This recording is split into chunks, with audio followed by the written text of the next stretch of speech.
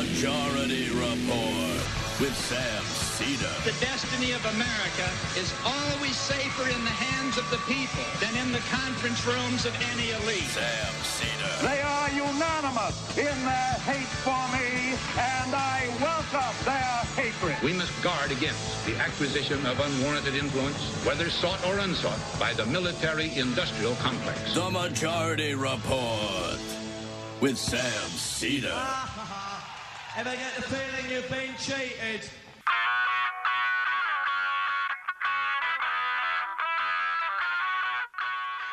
It is Thursday, September 24th, 2020. I'm Matt Leck on a Matt, Brendan, Jamie, and Matt Thursday on the 5-time award-winning Majority Report, broadcasting closer than ever to the industry-ravaged Gowanus Canal, downtown Brooklyn, USA. On today's program, a throwback Michael interview from October 2016 with then Jacobin editor Peter Frase on his book For Futures, Life After Capitalism. Also on the program, Donald Trump declines to commit to a peaceful transition of power, saying, get rid of the ballots and we'll have a peaceful continuation. Donald Trump also stated he was prepared to send federal law enforcement to crack down on protests in Louisville, Kentucky on Wednesday night after 2 police officers were shot during the unrest over a grand jury's decision not to indict the officers involved in Breonna Taylor's shooting for her death. Also, President Trump on Wednesday said a plan by the Food and Drug Administration to issue tough new standards for emergency approval of coronavirus vaccine sounds like a political move, and warned that the White House might reject it. Also, Florida Attorney General Ashley Moody on Wednesday called for an investigation into an effort by Mike Bloomberg to help restore voting rights of thousands of felons ahead of the November election. Florida disenfranchises felons for a reason, the Republicans are saying. Ex-felons, I should say. Also, the U.S. no longer recognizes Alexander Lukashenko as the legitimate president of Belarus, the State Department said on Wednesday.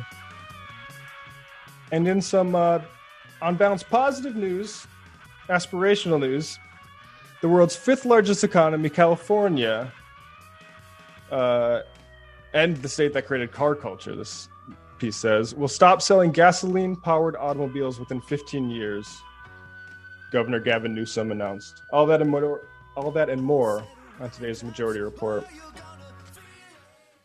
So, folks,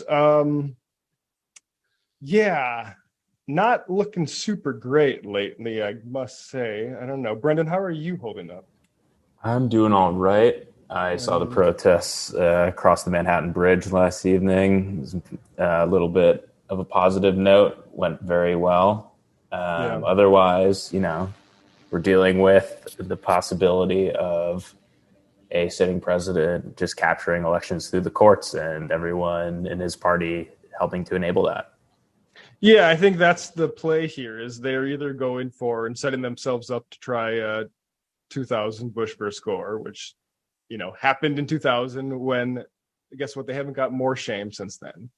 Or I think it was Ryan Grimm tweeted out that talking about just stealing the election is good for depressing turnout. So, folks, we need to, if they're going to steal it, we need to make them steal it. We can't let them win by just talking about how they're going to steal it. And they might not actually have the ability to. Trump obviously, I think, wants to. If he had his desires to, we wouldn't even be doing voting this November. But yeah, it's a horrific time. I'm brought back to shortly after the election when I used to get very morbid around 11 p.m. at night thinking oh, this is actually it. And turns out that feeling wasn't entirely or even largely incorrect. But anyway, speaking of futures, let's talk about the interview for today. We've got Michael Brooks talking with Peter Frase, or Frase, I think it's Peter Frase, on his book, The 4 Futures. And it's basically different, using science fiction to explore different routes this can go. This can go very good in a certain quadrant where we have abundance and equality, or it could go really bad where we have, eco-fascism.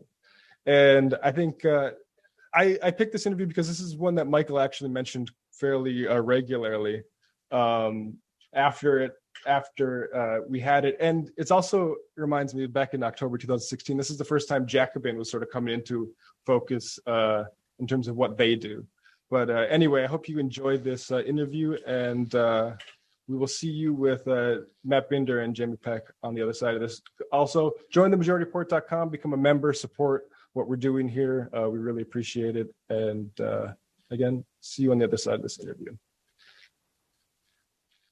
All right, welcome back to the Majority Report. I am Michael Brooks, and joining us now is Peter Frase. He's an editor at the Jacobin magazine and author of The Four Futures, Life After Capitalism. Peter, how you doing? Great to be here again. Yeah, it's really good to be speaking with you again. I really enjoyed the initial article in the Jacobin that sort of inspired the book, and I just finished reading a copy of the book that came out just recently on Verso, and it's fascinating.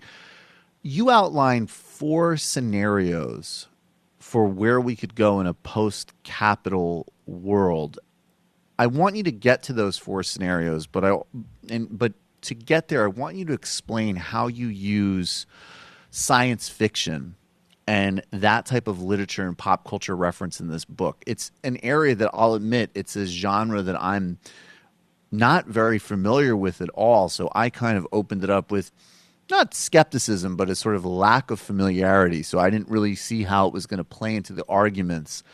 But you synchronized it really well with the 4 scenarios that you outlined. So talk about the use of those texts, those pieces of pop culture, and then use that as a doorway to get us into the 4 post-capitalist scenarios you see. Sure. So the use of science fiction, I mean, I've always read a lot of speculative fiction. And then it sort of fit into this book because I was trying to write something that wasn't just talking about the immediate political tasks going forward, but to try to think a little farther into the future about really different kinds of societies than one that we live in. But the problem that poses is that, like a lot of people on the left, I try to avoid just writing blueprints for the future. You know, Karl Marx had a line where he said you shouldn't write recipes for the kitchens of the future. In part because they almost never turn out the way you expect, but also because if you really believe, as I do, that a new kind of future society has to be democratically made by the masses of people that will bring it into being, that's not consistent with thinking you know exactly how it's going to play out in advance. Actually, Peter, could you elaborate on that, just to take a side tangent for a second? Because I still think in popular culture and pop intellectual culture, particularly in the United States, there's still this notion very much, and obviously some of it is rooted in historical examples of, Soviet abuse and totalitarianism, or purges in China, or, places where governments with that mantle of a kind of, a communist mantle have sort of had very strict linear plans and egregiously violated human rights. So there's still this popular conception that the left is like this sort of ultimate maker of clear blueprints. But when you actually get into the literature and the actual argumentation, it's quite the opposite. So I'd love it if you could take just a brief side tangent and elaborate on that. That would be great. Sure. I mean, there certainly have been and still are, people who do sort of write blueprints and want to sketch out in detail what the new society would look like. And there are some people that will say, well, you can't criticize capitalism unless you can tell me exactly what will replace it. Right. But for me, it's much more helpful to start by identifying key features of the present that I don't like, that I think impede human freedom and human flourishing, and think about how we might move beyond those and then where that might lead. Mm-hmm. So, my starting point in the book is specifically the institution of wage labor, the fact that so many of us spend so much of our time in the essentially unfree condition of having sold our time to a boss who tells us what to do. And that one of the dreams of the socialist movement and the left more broadly has always been to minimize and ultimately, if possible, completely overcome that kind of labor and that kind of unfreedom. And so I start with that in the book in combination with, these conversations that have started to pop up again recently about automation, robots, right, computers, algorithms, all these ways of replacing human labor, and then saying, okay, well, if that's possible, if we have these technologies, what are the possibilities in terms of either making us more free or not. Right. So that's where you sort of get, and I guess we can keep sort of, you can reference the science fiction literature and everything else as we sort of delineate these categories, because you basically outline, you identify the two sort of foundational crises of our time in the climate crisis and inequality as these sort of defining overarching issues, the sort of organizing problems or challenges we face in a certain sense. I'm not sure that's how you put it, but these sort of fundamental backdrops. Then you say we have there's abundance futures and scarcity futures, and then two different versions of each. Can you explain the sort of outlines of those four futures and how they're sort of mirrored in the speculative fiction you mentioned before? Sure. So again, starting with this sort of premise of what if we could kind of automate everything? What if it were possible to escape from labor? And that's complicated in terms of what I actually think about that debate, but I sort of use it as a premise to get into the more science fictional stuff. Right. And then I say, yeah, there's these two parameters. There's this 2x2 grid, this box that I draw. You have that ecology axis that is either on the scarcity side or the abundance side, which means do we actually get to renewable energy, find ways to mitigate climate change, find ways to, better produce and recycle and so on, so that we can, actually have a sort of a truly post-scarcity life. Whereas the other option is, even if you have the machines that can produce with no labor at the push of a button, we don't have infinite resources to feed that. And so then the politics becomes much more about making sure that each of us gets shared out equally as much as we can have, given the ecological constraint. And so that's the one axis. Then the other axis is the political one, or as I sometimes say, the class struggle axis, with on one end, equality, the historic dream of the left of, as much as possible, equality of condition between people. And at the other end, hierarchy, what we have now, the 1% or the 0.01% versus the rest, and where resources and power are monopolized by a tiny elite. And it's in the interaction between those axes that you get the four different sort of stylized futures. So to start in the most utopian square, if you have abundance and you have equality, you have what I call communism, in the sense of the sort of old Marxist idea that in true communism with a small c, it's from each according to her ability to each according to his need. We are not compelled to do anything other than the free development of our own talents, right?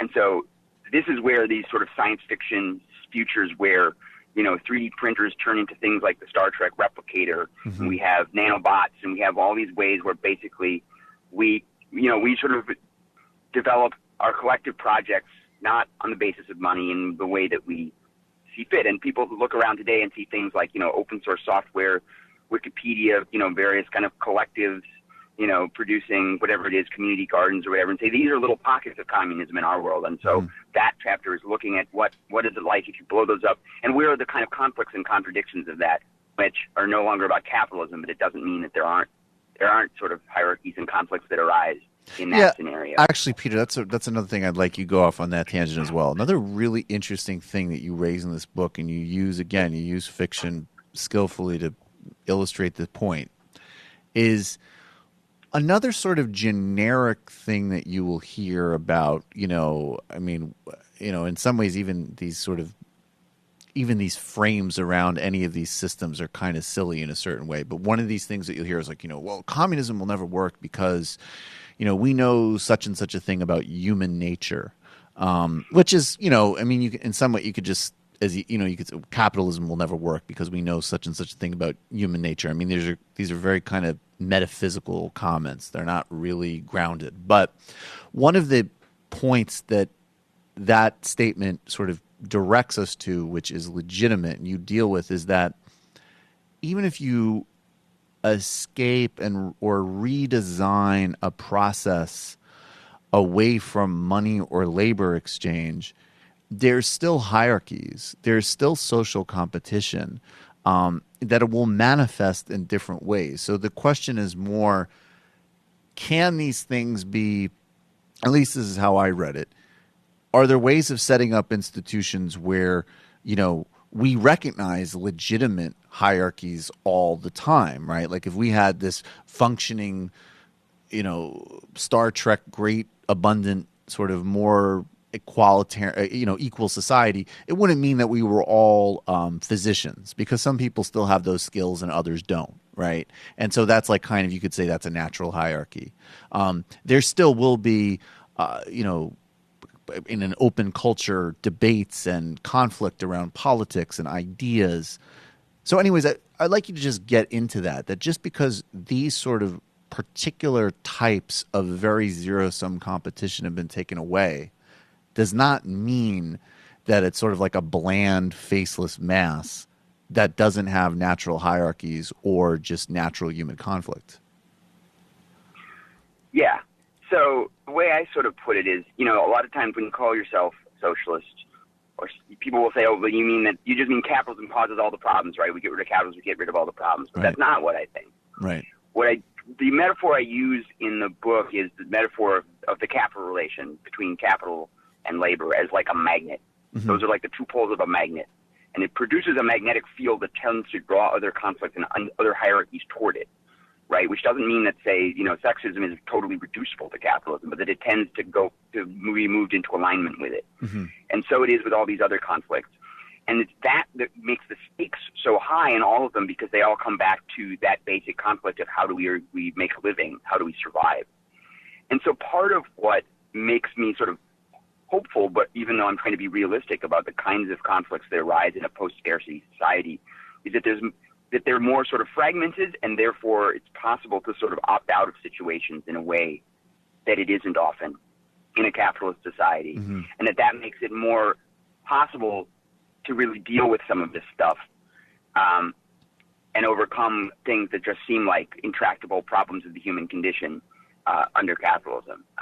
But at the same time, I always like to say new problems we can't even imagine will arise. It's project of overcoming capitalism is, for me, a project of finding new and better human problems.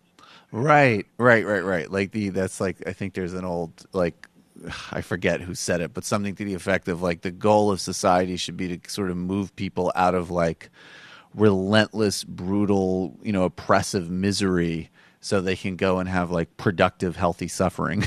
Which is like, right. It's sort of like comes. I mean, it's sort of my friend Corey Robin, the political scientist, has a line like that I think he sort of draws from Freud, which is it's the project of going from hysterical misery to ordinary unhappiness. Right. And there's a lot more kind of human productivity in wrestling with that unhappiness. So, okay, so we have this scenario where we've created some type of, and to be really specific, when you talk about that abundance, you're talking about things like the possibilities of 3D printing. You're talking about, on one hand, that those two sort of poles, because the other paradox is that in the information economy, scarcity is sort of completely artificially created.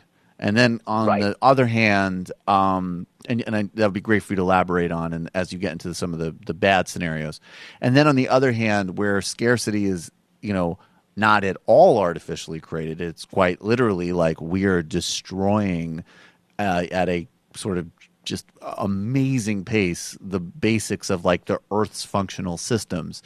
In the abundance ideal scenario, we figured out a fusion where it's like, the 3D printers run on wind power, run on solar, and we have sort of come up with that fusion, and it's run sort of equitably.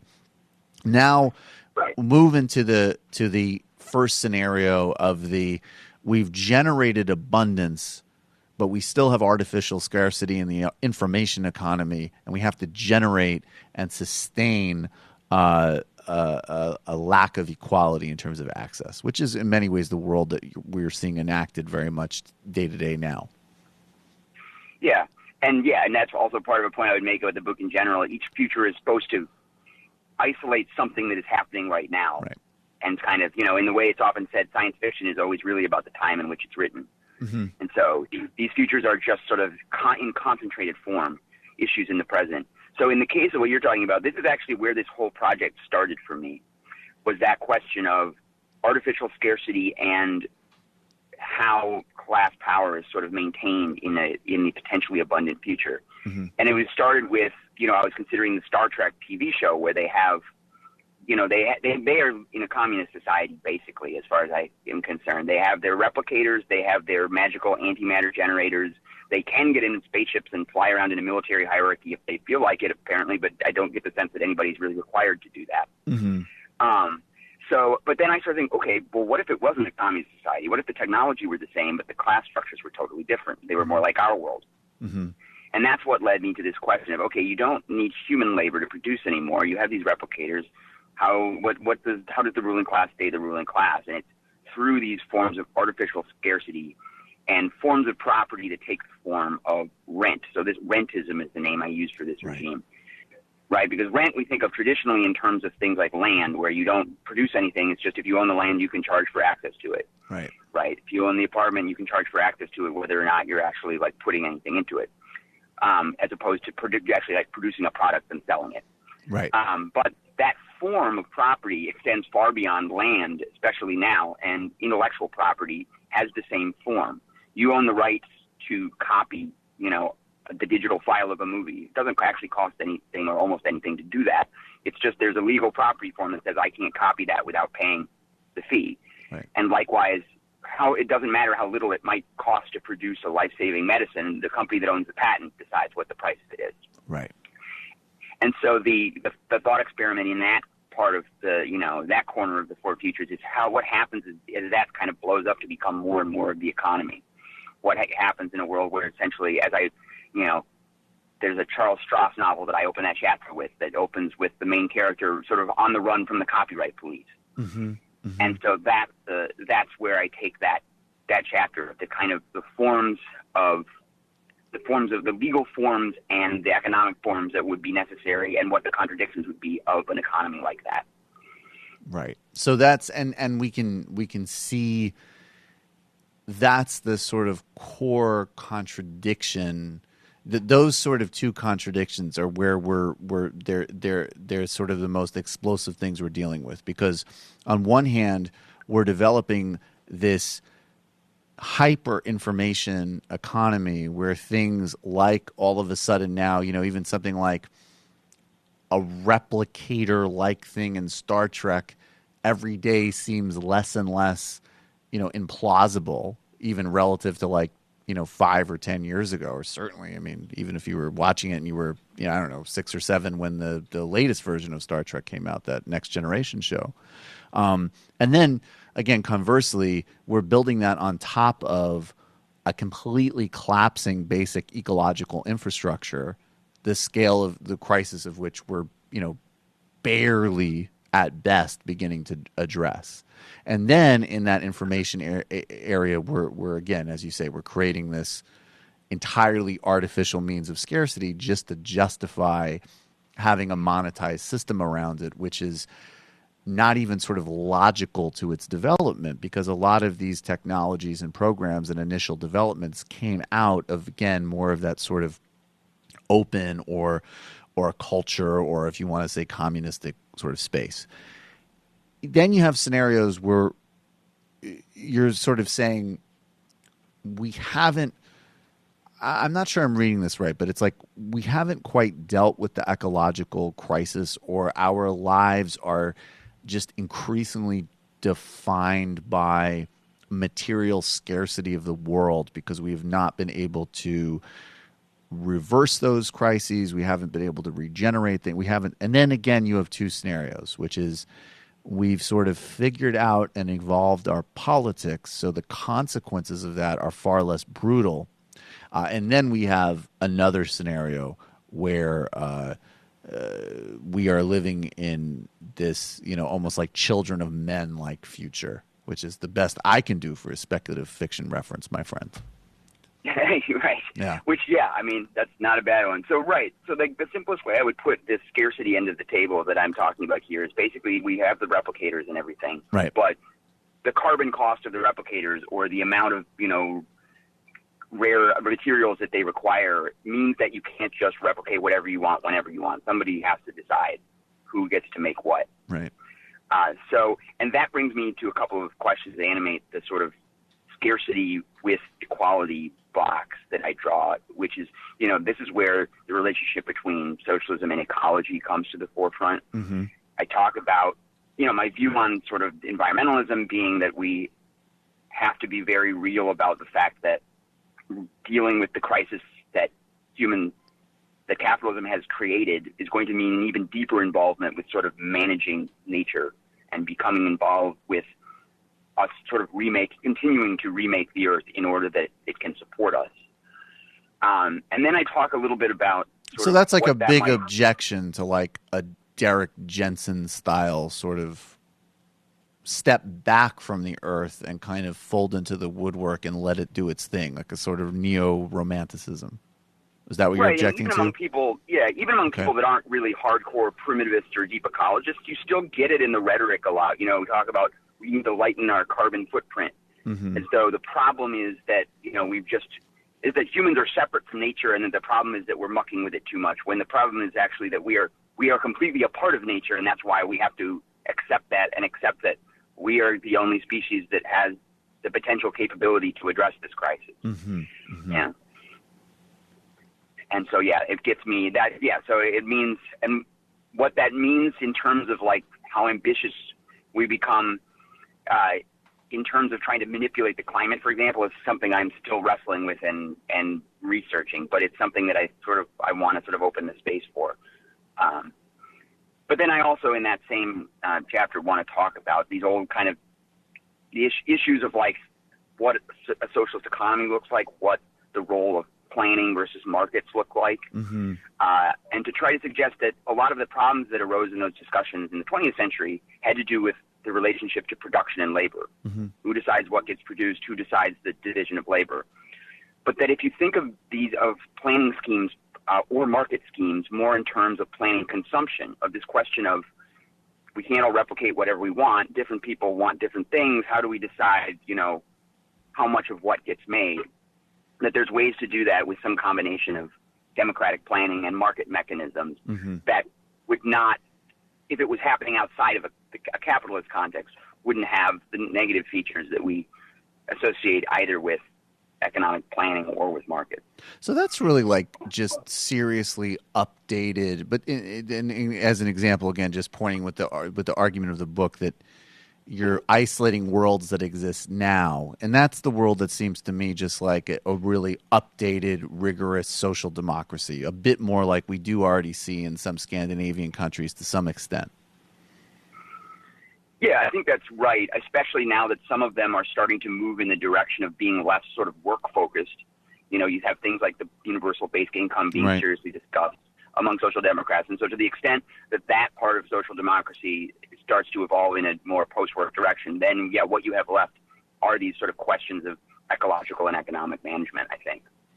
And again, also the lifestyle questions too, because then it's like the other thing that like, and part of the foundation of the book, that if we're supposedly moving into this post-work world, that could either be mass wasted human life, or it could be a complete sort of burgeoning and opening of compensated social capital and society building, where all sorts of talents and abilities to, educate people, create projects, all of the rest could be sort of all of this sort of rhetoric and energy of entrepreneurship and social innovation that's sort of very narrowly funneled through like a venture capital lens or a really tight philanthropic lens could get massively opened up and just sort of invested in as an arm of just broad mass social innovation and government investment. Yeah, I think that's, part of the argument that needs to be made is that there's a tremendous human potential that you unlock when you give people both the time and the sort of skills and resources to really pursue their passion, not in that cynical sense of passion means you work for me and I don't have to pay you, but in like we actually have the freedom to build the projects that we want.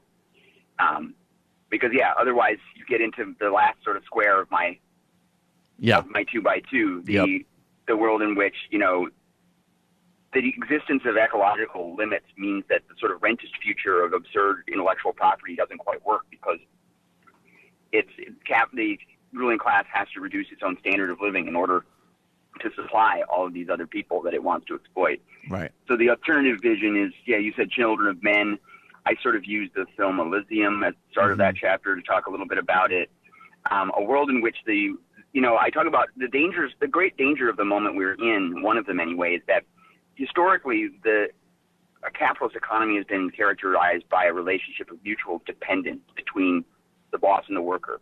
Right. In the sense that the worker needs a job, doesn't have any other way to earn the means of subsistence, and so needs the capitalist. And the capitalist needs the worker to run the factories, to run the shops, and all of that. But if human labor is eliminated or massively reduced in the system, that breaks that dependence, and it creates a situation in which the rich don't need us anymore. They have their robots, they have their replicators, and we are just surplus populations to them.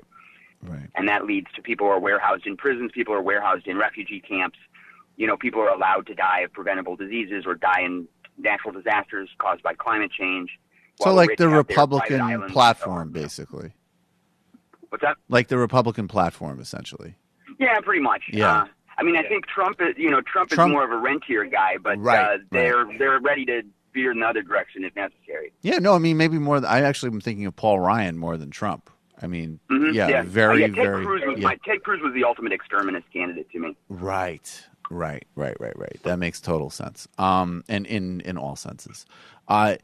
If we were going to take this down to the sort of, and I don't want to sort of operationalize this conversation too much or try to make it too practical, because I don't think that that's really the point of this argument in some respects and this reading. I think it just is a brilliant way of enlarging the scope and understanding of what's happening in our world now and where we could be heading. And in fact, again, in actually a grounded and non-cynical sense, the notion that we do actually have some ability and some power to sort of shape the reality of our world and where it's going.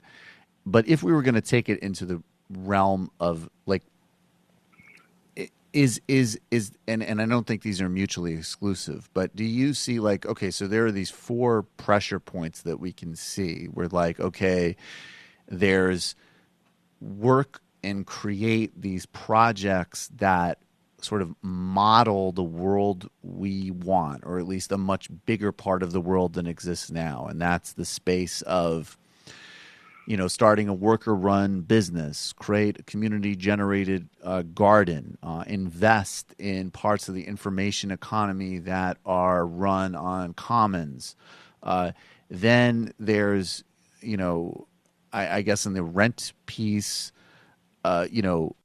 build movements, push reformist policies on rent affordability, increasing wages, and then connected with that, really aggressively safeguard the remnants of social democracy that we have now, and then push the Bernie agenda.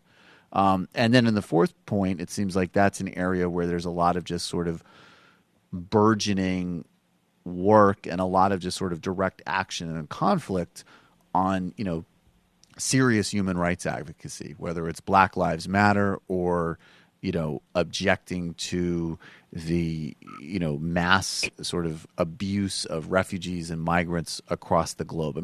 I'm just wondering, like, where are the pressure points and points of entry to start sort of directing things from this framework where we want them to go?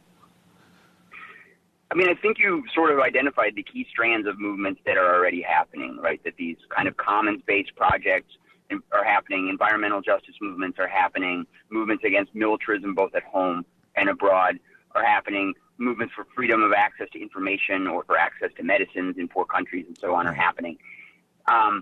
And I don't pretend to sort of be the master strategist for any of these movements. They'll continue to happen both independently and interactingly. I guess part of, though, the vision for me is, in the wake of Bernie Sanders in the United States, we have all these people who are coming and, calling themselves socialists for the first time, who find that idea of that as the idea of a broad alternative to our system compelling. We don't necessarily have a good sense of what exactly that means. Mm-hmm. And, it excites me that we have this going on. I've been a socialist for 20 years, but I think I'm hopeful that I can take some of the stuff that I've thought about this over the years and try to draw a picture that says, how do all these things sort of fit together into a broader vision of what the main problems and struggles facing us right now are, and what a different and better resolution of those conflicts might be.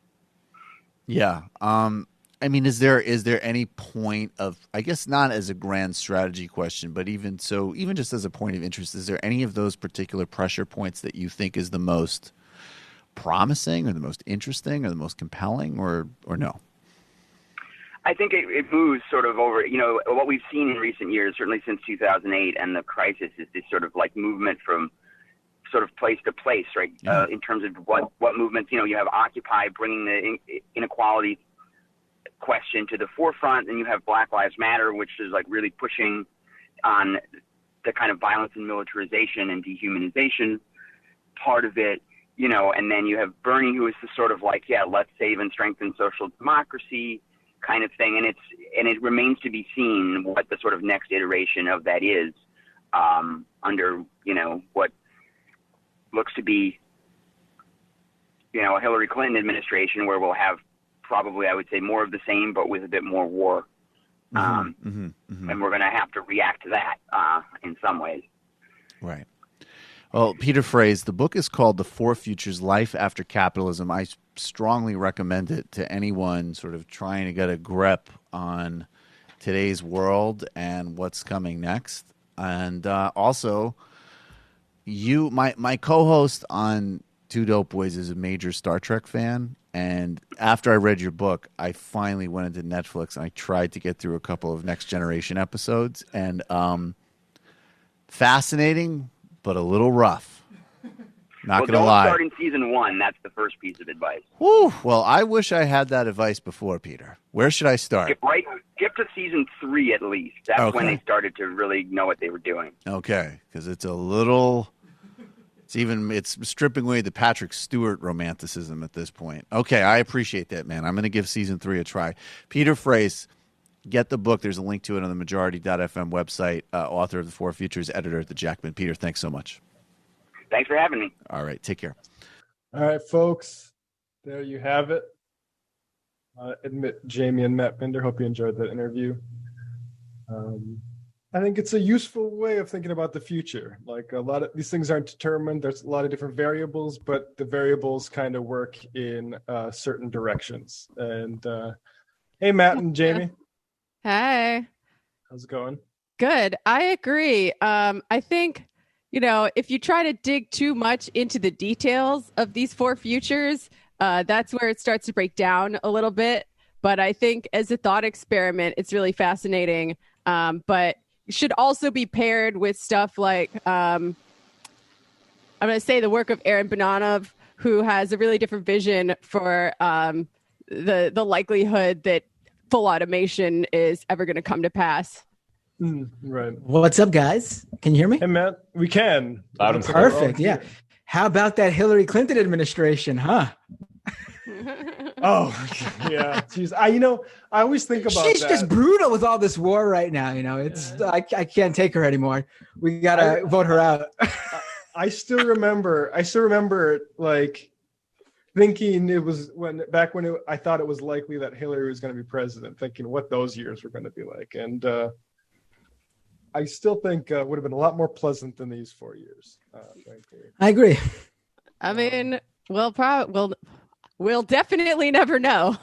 I was going to say we'll probably never know, but no, we won't.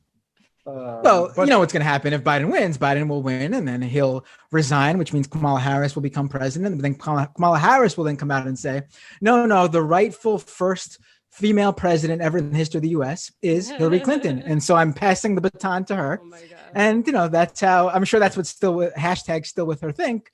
But I agree with them. I think that's how it's going to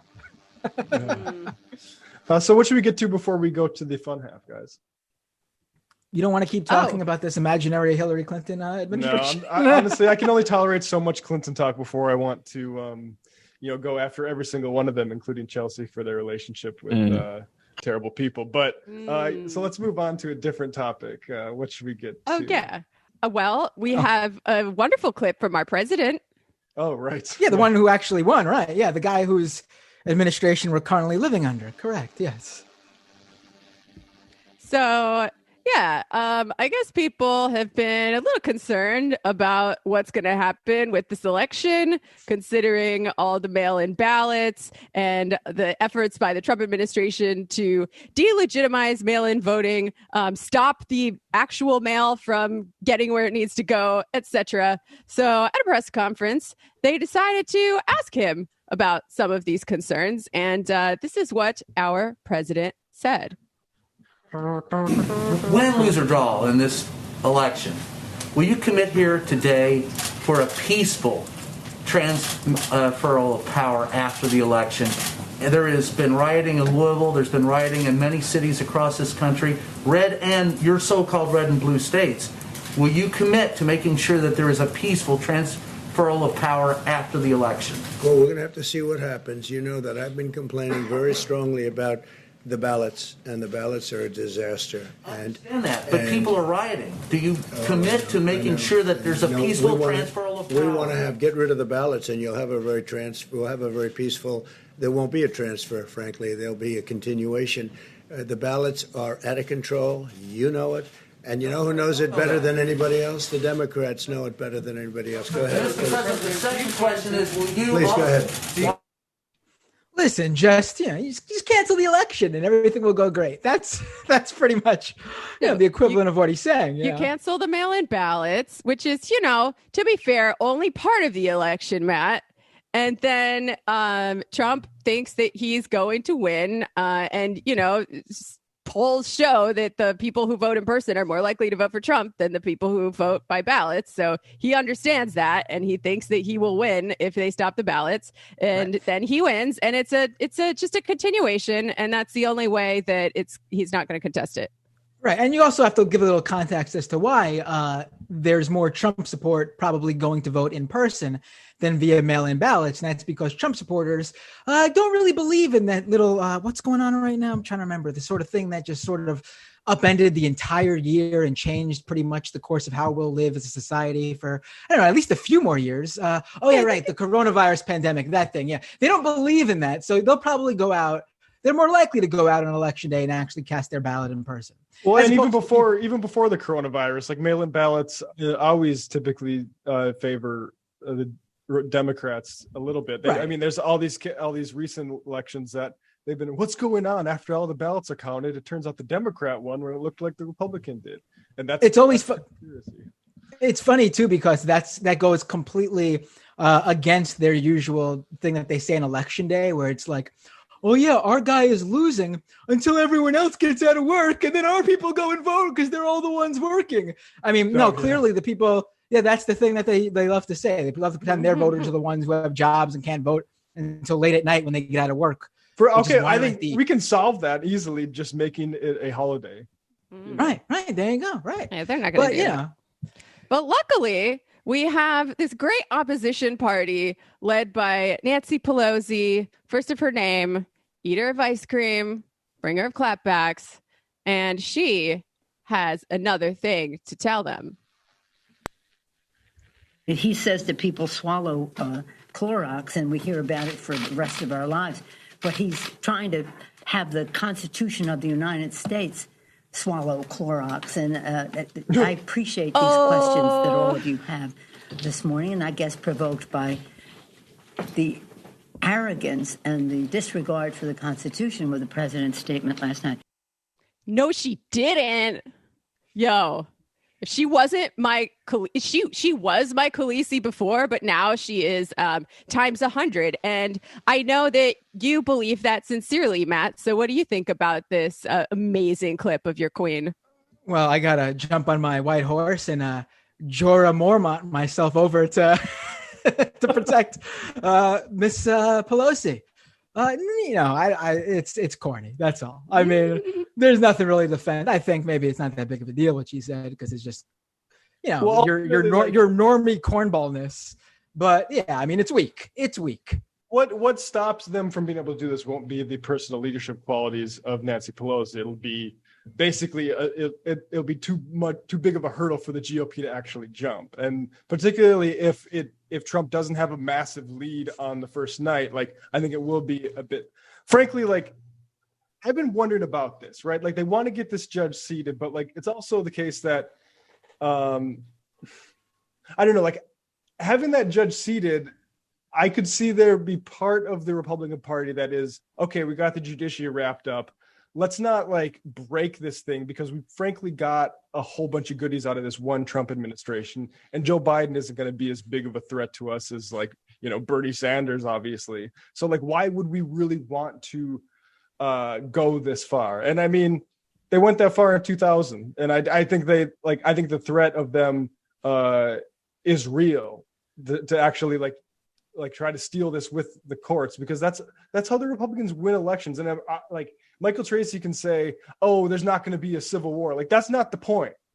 That's not the point at all. The point is that these judges are going to give the election to the Republicans, you moron.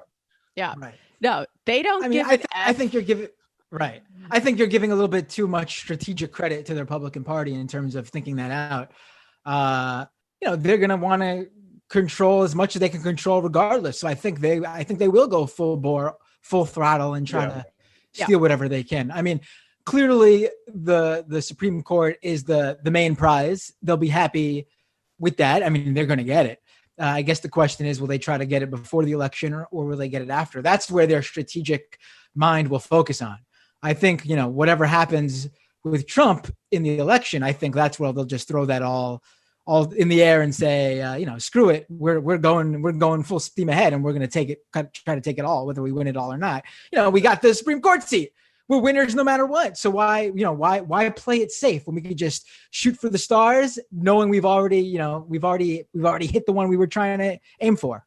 Yeah, and spoiler alert, they're going to seat the judge before the election. There's nothing that the Democrats are going to do about it. There are only a few things that the Democrats can do about it. And then when they have a supermajority on the Supreme Court and the election goes to the courts, how do you think they're going to decide? You know what? Maybe we should play this next clip from Lindsey Graham.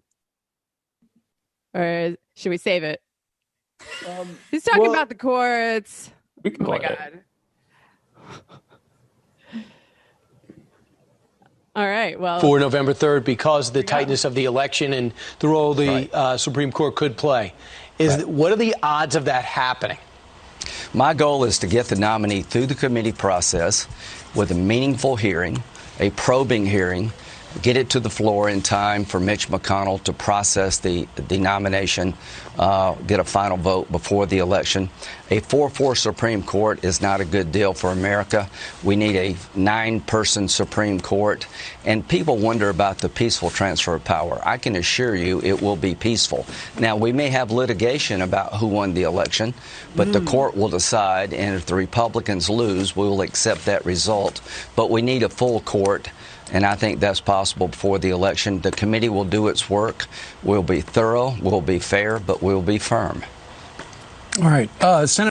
See, I don't think we need a full court. I think we could leave it open very easily and have a 4-4 court and just defer to the fucking ballots being counted. Right. That's the way I would have this election decided. To just make sure we count all the ballots. Right. I don't think people understand actually, just how dangerous just what he's saying is.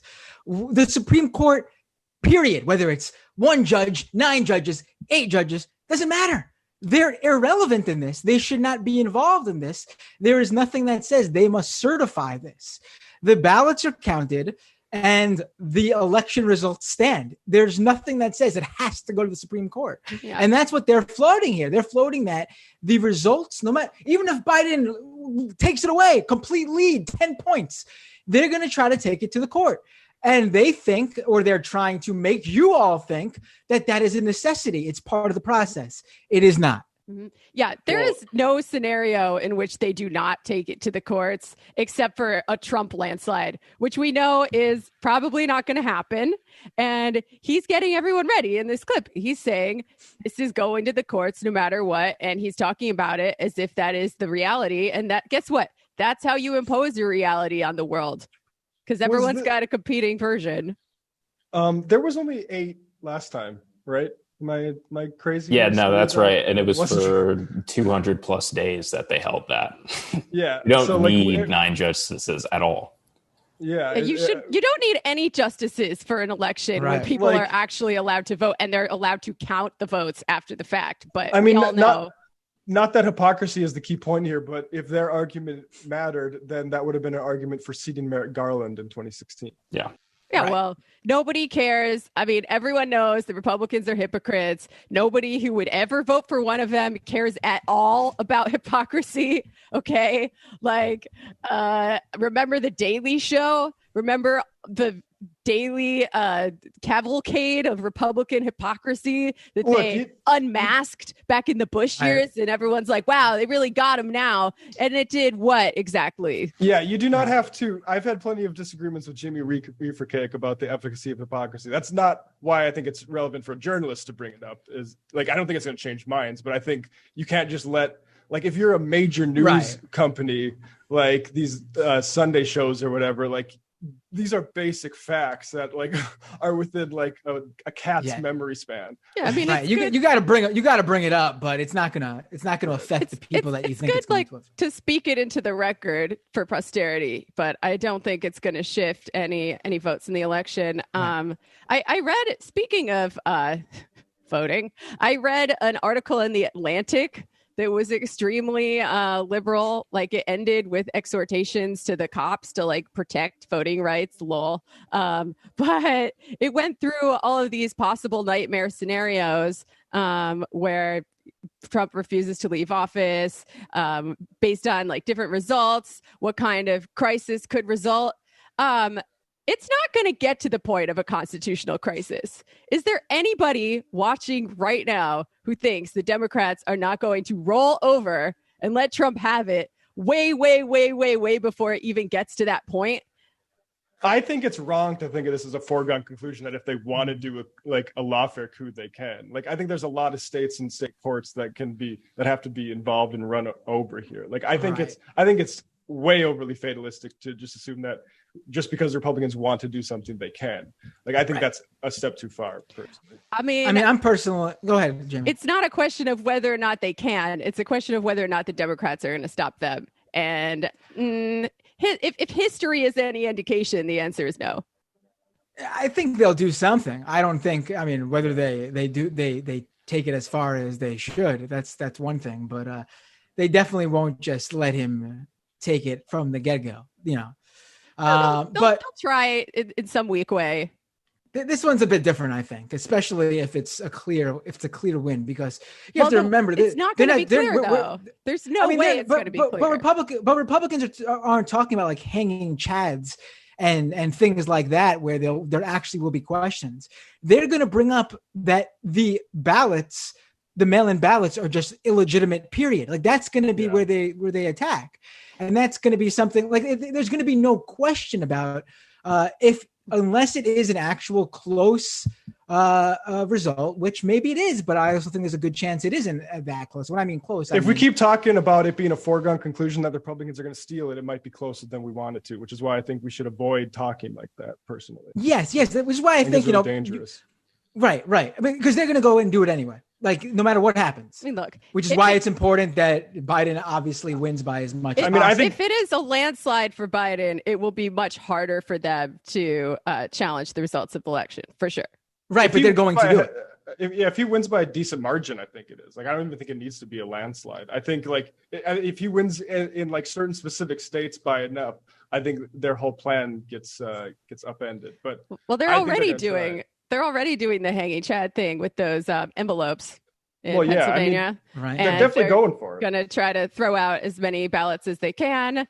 I don't know. This article, I should link to it. It's full of lib shit, but it's actually pretty good and interesting. But like, Joe Biden actually commented on what he will do if Trump refuses to leave office after Biden wins. And he's like, well, I'm not worried about that. All the military will escort him out of there or whatever. The point is, they're not going to let Biden win in the first place. They're going to muddy the waters and make sure the results are as unclear as possible. And they're also, they're getting ready to pull some funny business with the electors too.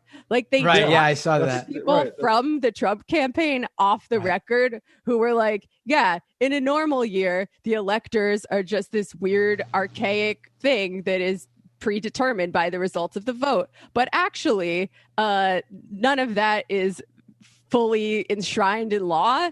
A lot of this is just based on custom, apparently. And in states where the Republicans control the government, they can pick their own electors. And then guess who gets to decide which electors' envelopes open? Mike Pence. What a strong foundation this country's built on. I mean, Right. we really, Of course, but really set this place up right. Yeah, let's get to the fun half, actually. Oh, you guys got plugs? Oh, yeah. Well, first, I'm going to plug my eventual Jill Stein-esque recount fundraiser that I'm going to clearly set up because it's all headed in that direction. But anyway, until that happens, tonight on my live stream at youtube.com/Matt Binder, 9:30 p.m. we will be live with Devin Burkhart of the Institute for Research and Education on Human Rights to basically take a dive into this report his organization has put out on the Groyper movement. This is the group that's pretty much led by the white supremacist Nick Fuentes, and they consider Michelle Malkin to be their mommy figure. Yes, that's what they call her, their mom. They sort of have been very undercovered these past couple of years. They didn't get the attention that the alt-right did. They're not getting the attention QAnon did. But I still think, especially as we approach the election, it's important to cover all these groups. And tonight we'll be talking about them. They're probably, they might be the one group of people who dislike Ben Shapiro more than the left. So it'll be interesting to dive into their mindset. YouTube.com/Matt Binder. Subscribe there. Also Patreon.com/Matt Binder to support the show monetarily if you can. Jamie? Hell yeah. So this week on the Antifada, we spoke with Aaron Thorpe, a.k.a. Posadist Trap God on Twitter, former host of Vanguard Army and host of the upcoming podcast, A Time of Monsters, which is very aptly named, I think, for the times we're living in. We talked about all sorts of things with him, the notorious RBG, how much the left should care about the courts and the SCOTUS. He had some harsh words for Killer Mike and the Black Misleadership class of Atlanta. And we also touched on all these white people pretending to be black for clout and what's up with that. So patreon.com/The Antifada. That's out now. Also, tomorrow I have a new episode of Vampire Castle with Leslie Lee III from Struggle Session, in which we talk about two vampire movies set in the workplace, one of which is Bloodsucking Bastards, and one of which is Vampire's Kiss, starring Nicolas Cage, which, as it turns out, your dad, Matt Binder, is a big fan of. I just know that from, there's a still of Nick Cage looking like this. Yeah. That's very famous from that movie. It's such a bad movie. Like Leslie said it best, I think, like, what if American Psycho were a terrible, terrible movie? That's what this movie would be. But it's a cult classic, and I could see why, because Nicolas Cage is very over the top in it. I mean, that's pretty much every Nick Cage movie, but yeah. Yeah. Sometimes it works, sometimes it don't. Mandy is a recent Nick Cage movie that I enjoyed, actually. Yeah. I have to see that one. I've heard good things that about movie's that great. We talked about it on the Antifada on our Gothic Marxism episode. Oh, wow. Someone described Nick Cage as the best actor and also the worst actor, depending on who's directing him. I mean, that's, you want the superlatives. If you got both the superlatives, people are going to remember you. That's range. Yeah. On Tuesday night on TMBS, we had Marshall Steinbaum, Utah. I always want to say a Utah professor of economics, but economics professor at Utah University of Utah, on to talk about the gig economy and labor law at large and how we classify people as employees and not, and how a Harvard law proposal of sectoral bargaining might be a way that the Democrats sell out the gig economy workers and everybody who's not getting full employment benefits. So, look, it's a bit wonky of an episode, but I think we did a pretty good job. And Marshall's, one of the smartest guys on the economic left on Twitter. So Check that out, patreon.com/TMBS. And I will probably hit the skies in Flight Simulator at twitch.tv/literary hangover in the next 2 or 3 days. And we'll see you in the fun half.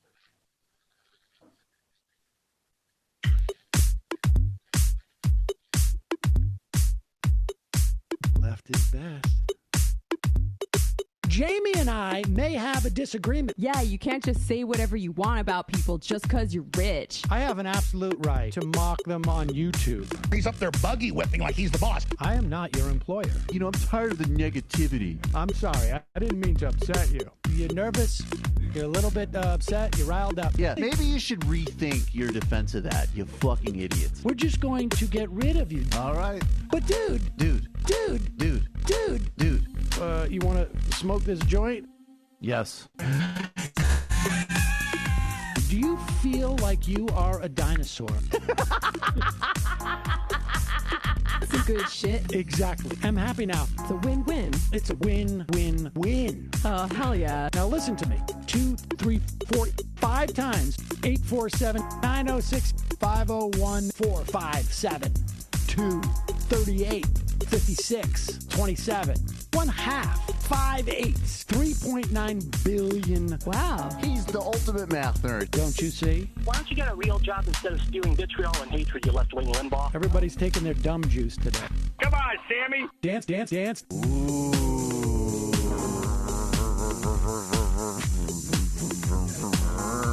Rand Paul. I had my first post-coital scene with a woman. I'm hoping to add more moves to my repertoire. All I have is the dip and the swirl. Fine, we can double dip. Yes, this is a perfect moment. No.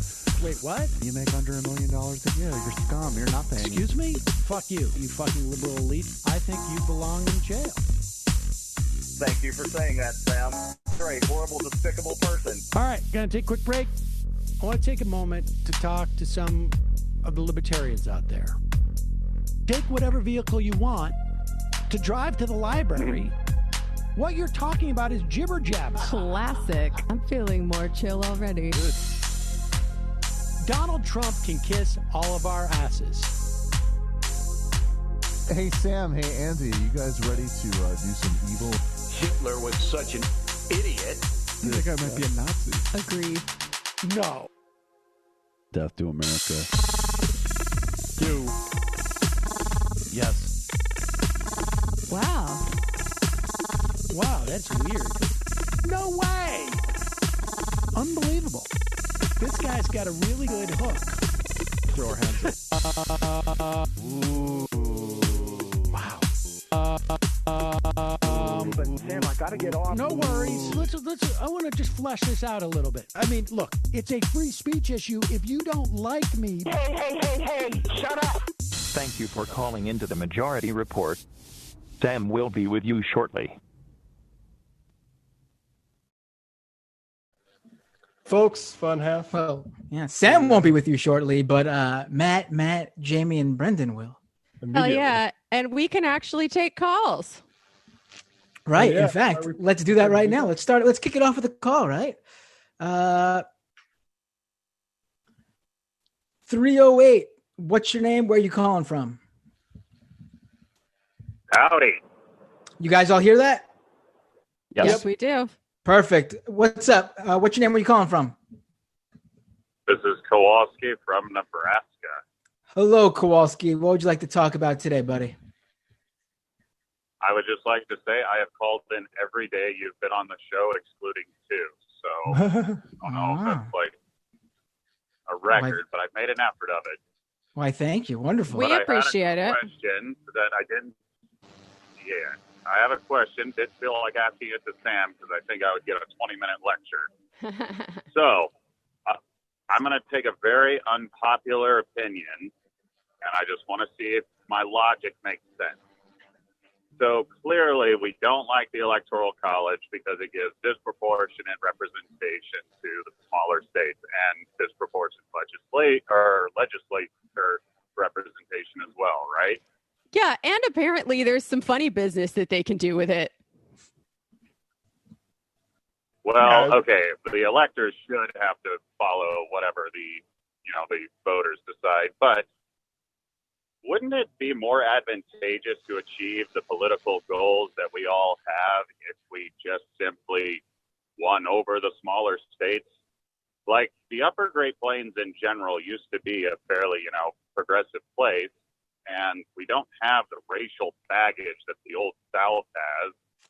So, I mean, it would be fairly cheap to win over the area's materialist conditions, while at the same time giving you disproportionate power in the Senate and the ability to take the White House easier. So I got a couple things. One, I largely agree with you, definitely more than Sam would, that this is a strategy that is capable of winning. I think had Obama and the Democrats actually taking care of people's health care, with Wisconsin wouldn't even be in play anymore, for instance. Like, I think those sorts of states. That said, I don't know about the racial baggage stuff. I was in North Dakota a few weeks ago, a month or so ago, and that's a state that didn't exist before during the Civil War and existed after Reconstruction. In fact, guess what? There's a lot of racial baggage still there, and a lot of people that are MAGA, basically fascists. And so I think like that is a huge real base in those states. But I do think a Democratic Party that actually like took care of healthcare, because we're in rural areas, like I think healthcare is a massive issue just as it is in urban areas. Like, and the Democrats are leaving that on the table because they're bought by the private insurance industry to not go there. And I think if they weren't and they were actually capable of it, they could compete in those states too. Because like you said, North Dakota for most of my early lifetime had 2 Democratic senators. They weren't great. Conrad sucked. Byron Dorgan was good though. Byron Dorgan raised alarm about financial deregulation in the mid 2000s. And so like it's totally possible to get those people to vote blue. But I would stop my agreement upon saying that there isn't racial baggage there, because I think that is like the new sort of like Bavaria for Hitler. Like, I honestly think because they haven't dealt with some of that stuff, it's almost even worse in places like Minnesota. I think I might have phrased this poorly. Okay. I'll agree with you that there are definitely people out here that are like that. Like, clearly we've been around them, but what I mean is it's not as prevalent as a social issue as it would be in the old South. Like, you're probably never going to be able to win over places like Alabama, without having like just overwhelming material benefits for it. But my thing is that the Upper Great Plains is a fairly cheap area. As far as like political capital goes, it would be one of the cheapest places to get, and it would be one of the biggest returns on investment you could get, because you're talking, 20% of the Senate and only like maybe 10 million people.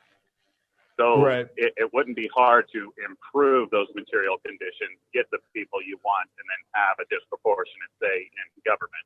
I view that as a much easier strategy than trying to eliminate the Electoral College, just because I do not see why any small state would ever give up its political advantage. Like, I would almost say that would be like probably something nobody would ever do to their constituents. Like, we're going to actively surrender more power for principle. Like, I just don't see that ever happening. Yeah. And like I said, it would just be cheaper to win the area and then use that as a springboard for the rest of the country. And one thing that I just want to say quick that backs up your attitude is there's definitely a difference between Southern and, like, for instance, in rural exurban white voters for Texas, Trump is beating Biden 80-60. In Iowa, it's 45 80 to 16. 80 to 16. Oh, yeah, sorry, 80 to 16. Yeah, and in Georgia, it's 82-14. Biden in Iowa is 45-42. And it's true that, like, even if you look at the map for Obama in Wisconsin in 2008, he crushed in the rural areas as well. Like those people can turn out for Democrats, or at least you can drive the margin down enough to where the big city areas, take the state for you. I think there's something to that. I think it's probably I don't know what's easier, changing the Electoral College or getting the Democrats to run on something like universal health care. I don't know. Both pretty difficult. I personally wouldn't leave it up to Democrats. I would say like that should just be something progressive, like the caucus should make like a goal, just because there's a lot of money, Yeah. you know, in the coastal areas. So trying to win those would be very expensive. But, you know, like ethanol, that is by definition big government. It's widely popular. And I just honestly think if you can win over people on material conditions and then have a very aggressive advertising campaign saying, you know, like, we won this for you. I mean, I think that would go quite a long way. I've recently seen pushes to even, if you work from home and you live in a big city, why don't you move to one of these states? And I mean, that's how far people are thinking about this in terms of weighing the option of what's more likely, change the electoral college, moving tens of thousands of people to one of these states from a more liberal blue state. I saw that. Just That's getting my the Dems box to. take. Or just getting the Dems That could be a pretty good to support threat. popular. California could just threaten to send millions of its citizens across the Great Plains unless they vote Democrat now. Listen, if the Democratic Party wants to pay to move me and my family to one of these states, and they will pay for our housing, I'll be happy to move to like the Steyer Iowa Homesteader Act or That's North what I'm Dakota, or send me. All expenses paid, and I will be one extra Democratic vote every election year. Well, Bloomberg's already throwing his money around in Florida, so maybe it's just a hop, skip, and a jump to having a Binder Homestead. I don't know. I mean, I feel like we can do both of these things, right? I say we, like I'm very invested in the Democrats, but the Democrats should certainly be trying to win over rural states. They should be trying to win every state. And I think you're correct in identifying that people with less of an attachment to white supremacy will be more winnable on material conditions. I don't know how that plays out in the Great Plains. I'm not a Great Plainsologist like Matt Leck here, but in the long term, the Electoral College still got to go. I mean, all of it's got to go, but fundamentally, we should be, if we had like full power and like AOC was, leader of the Senate or whatever the hell, like in like 2030. So you guys got to read your Lenin, because once you have the Great Plains, that's when you will have the political power to get the change you want. Hey, look, I think there's something to that. Are you making a play for Nebraska, Kowalski? Kowalski, you got to deliver us Nebraska, though. Are you making a play for Nebraska? Are you planning some sort of political coup where you get to be the king of Nebraska and dictate policy to the rest of the country from your highfalutin seat atop a corn tower or a grain silo? Okay, you weren't supposed to tell everyone that. But hey, Nebraska is the closest state in the union that has a parliament, so we're a little more democratic than the rest of you. Yeah, that's true. And we split our electoral college based on our congressional district. So if the second district, people in Omaha, your vote really, really matters this go around. Don't forget that. There you go. All right. Well, he sold us. There we go. I look forward to welcoming our hay chomping overlords. Yeah. All right, Kowalski. Thanks for the call. All right, everyone, stay safe out there. Bye. You too. Take care. I like how once Jamie and I saw where this conversation was headed, we just were like, "Yeah, Matt's got this. Matt Leck's got this one." Bad news for anyone who IM'd us in the first half of the show. I accidentally refreshed the page and lost all your IMs. So, send in your IMs again if you were one of the first people to send in your instant messages to the show. I'm sorry. Let's get to another call. 510. What's your name? Where are you calling from? 510. What's good, y'all? I got the Matt brothers and Jamie on the line. What's up? It's Coach James Cash. How y'all living? Doing good. Not bad. Sounds like you're doing great as well. Hey, man, let me tell y'all something, man. Before I get to anything, I got the greatest team up since Marvel vs. Capcom coming, man. With TMBS and Antifada coming on my show. My man David Griscom, a.k.a. D Magic, coming on with Jamie, man. Next Monday, and that's after I have Shaheed Buttar on my show, man. Oh, wow. Same day. Look at you got the promos ready to go though. I'm impressed with that. Always, man. Always. You know, Matt Bender, how you living, man? It's been a while since I talked to you. Yeah, I'm doing good. I got a show tonight. Promoted it already, but I'll drop it again. YouTube.com/Matt Binder at 9:30 p.m. Going to be talking about a far right movement called the Groypers. So yeah, you should tune in then. But what would you like to talk about now? Right here. That's the movement with Michelle Malkin and that kid they call him the knife. The kid with the used to got a white Latino name. Fuentes, Nick Fuentes. Yes. There we go. All right. Yeah. So what would you like to talk about on this show, though? Look, just real quick. I was just calling because I want to make something very, very clear about this movement, man. And that in this movement, when it comes to socialism, things like that, you don't get to pick your messengers. In other words, like, my existence is to bring this movement to as many people who aren't getting it through regular means. What I mean by that is for my show, and what I represent, I'm going to say some things that only certain people of color are about to get. In other words, if your brother had to step on the dope to feed your family, my show is for you. If you from up here in North California and you got family that's norteños, you got family that's sureños, and you got to maneuver red and blue going from county to county, my show is for you. If you had to go to Canal Street to buy some bootleg gear for your girl and you didn't tell them about it, my show is for you. If you ever watched the Smack DVD all the way through, my show is for you. Because what's happening is like I see some cats that are like angry that I even exist or pissed off that this show welcomes me or other spots welcome me. It's like, yo, you don't get to pick your messengers, man. People of color who you may not like the language of, who you may not like how they talk, a lot of N-words being thrown out. Yo, that's how I reach my folks. That's how I bring this message and socialism to people of color. And if you don't like that, if that bothers you, then yo, you got to find another movement, man, because this thing is for everybody, for everyone, regardless of where they come from, what may have happened, what controversies might have happened. This movement is for everybody. And if it bothers you that these folks, rock with me and the people that I rock with, you got to find another movement, man, because it's for everyone.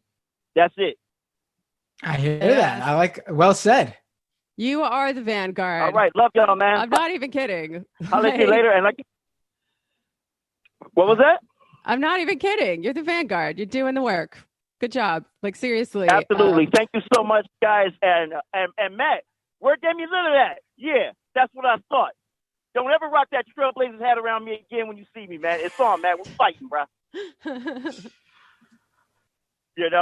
And again, big shout out to David Griscom, man. When I met him, man, he came up to me and was like, yo, much love to you. Tell me what I could do to help, man. He showed me so much love in real life. And Jamie, man, again, thank you for your help, man. I can't wait for you. Can't wait for y'all on Monday. And I've already said it, man. Jamie is so cool, man. I've decided she's not white, bro. She's a straight Jewish woman, man. She no way she could be that cool white. Oh man, I appreciate it. Take care. I'll take it. All right. Unfortunately, nobody should be white. Whiteness is bad, right? It's never done anything good in the world. It's only negative, but still. Tucker Carlson is white. Yeah. White's a political tool. Yeah, we don't really get to pick who's white and who's not, but I hope to abolish the whole thing someday because I just think it's bad. Right. Yeah. There's a Let's really play good. This. Sorry.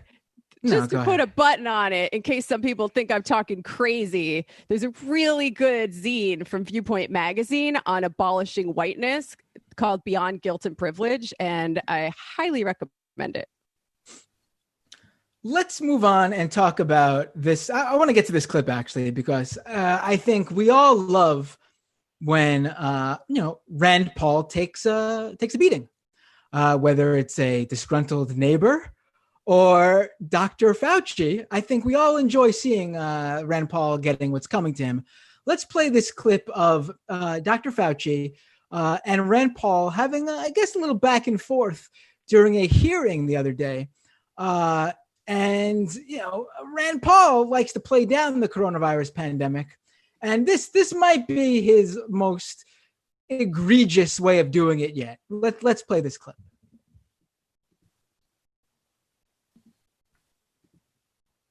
Not hearing Open any its sound.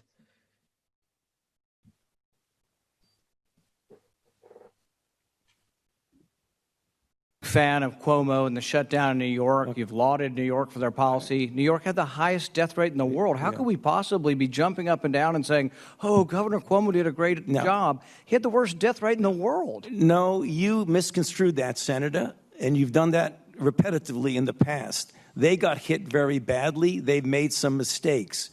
Right now, if you look at what's going on right now, the things that are going on in New York to get their test positivity 1% or less is because they are looking at the guidelines that we have put together from the task force of the 4 or 5 things of masks, social distancing, outdoors more than indoors, avoiding crowds, and washing hands. Or they've developed enough community immunity that they're no longer having the pandemic because they have enough immunity in New York City to actually stop. I challenge that, Senator, because I want to, please, sir, I would like to be able to do this because this happens with Senator Rand all the time.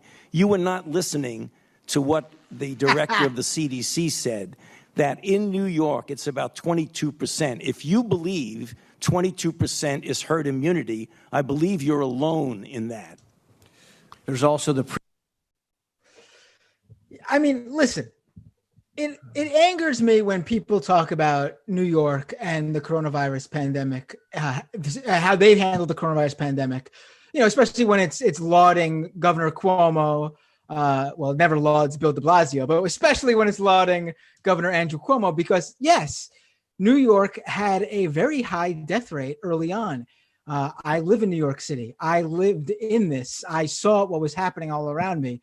I would like to never go back to that time period. It was not a fun time to live in New York.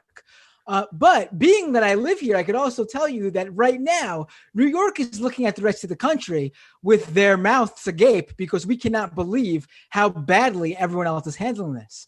In New York, we wear masks. In New York, we haven't just, willy-nilly thrown the doors open everywhere because we just want to get back to normal, pretend there isn't a pandemic. You still can't eat indoors in New York City. The places that you can go indoors, it's something like a 25% capacity. In New York, the establishments that you are allowed to go inside to, if you go in without a mask, they will tell you to leave. This isn't something where it's like there's signs up saying you don't have to come. We don't want you wearing a mask, actually, like you see elsewhere. We have taken this very seriously in New York City because we saw how bad it could get. So yeah, New York handled this really bad early on, and Governor Cuomo deserves a lot of blame, along with Bill de Blasio, for how this all played out early on. But now the people of New York are leading the charge and making sure this doesn't get as bad in this state again. And now we are the shining example in the United States, at least, for how we can handle this. We are now living amid the pandemic. We are not pretending it doesn't exist. We are not dying at rates that other states are currently experiencing. We are living amid this pandemic the best we could. And it's a shame that the rest of the country can't get on board and figure this out like we did. Yeah.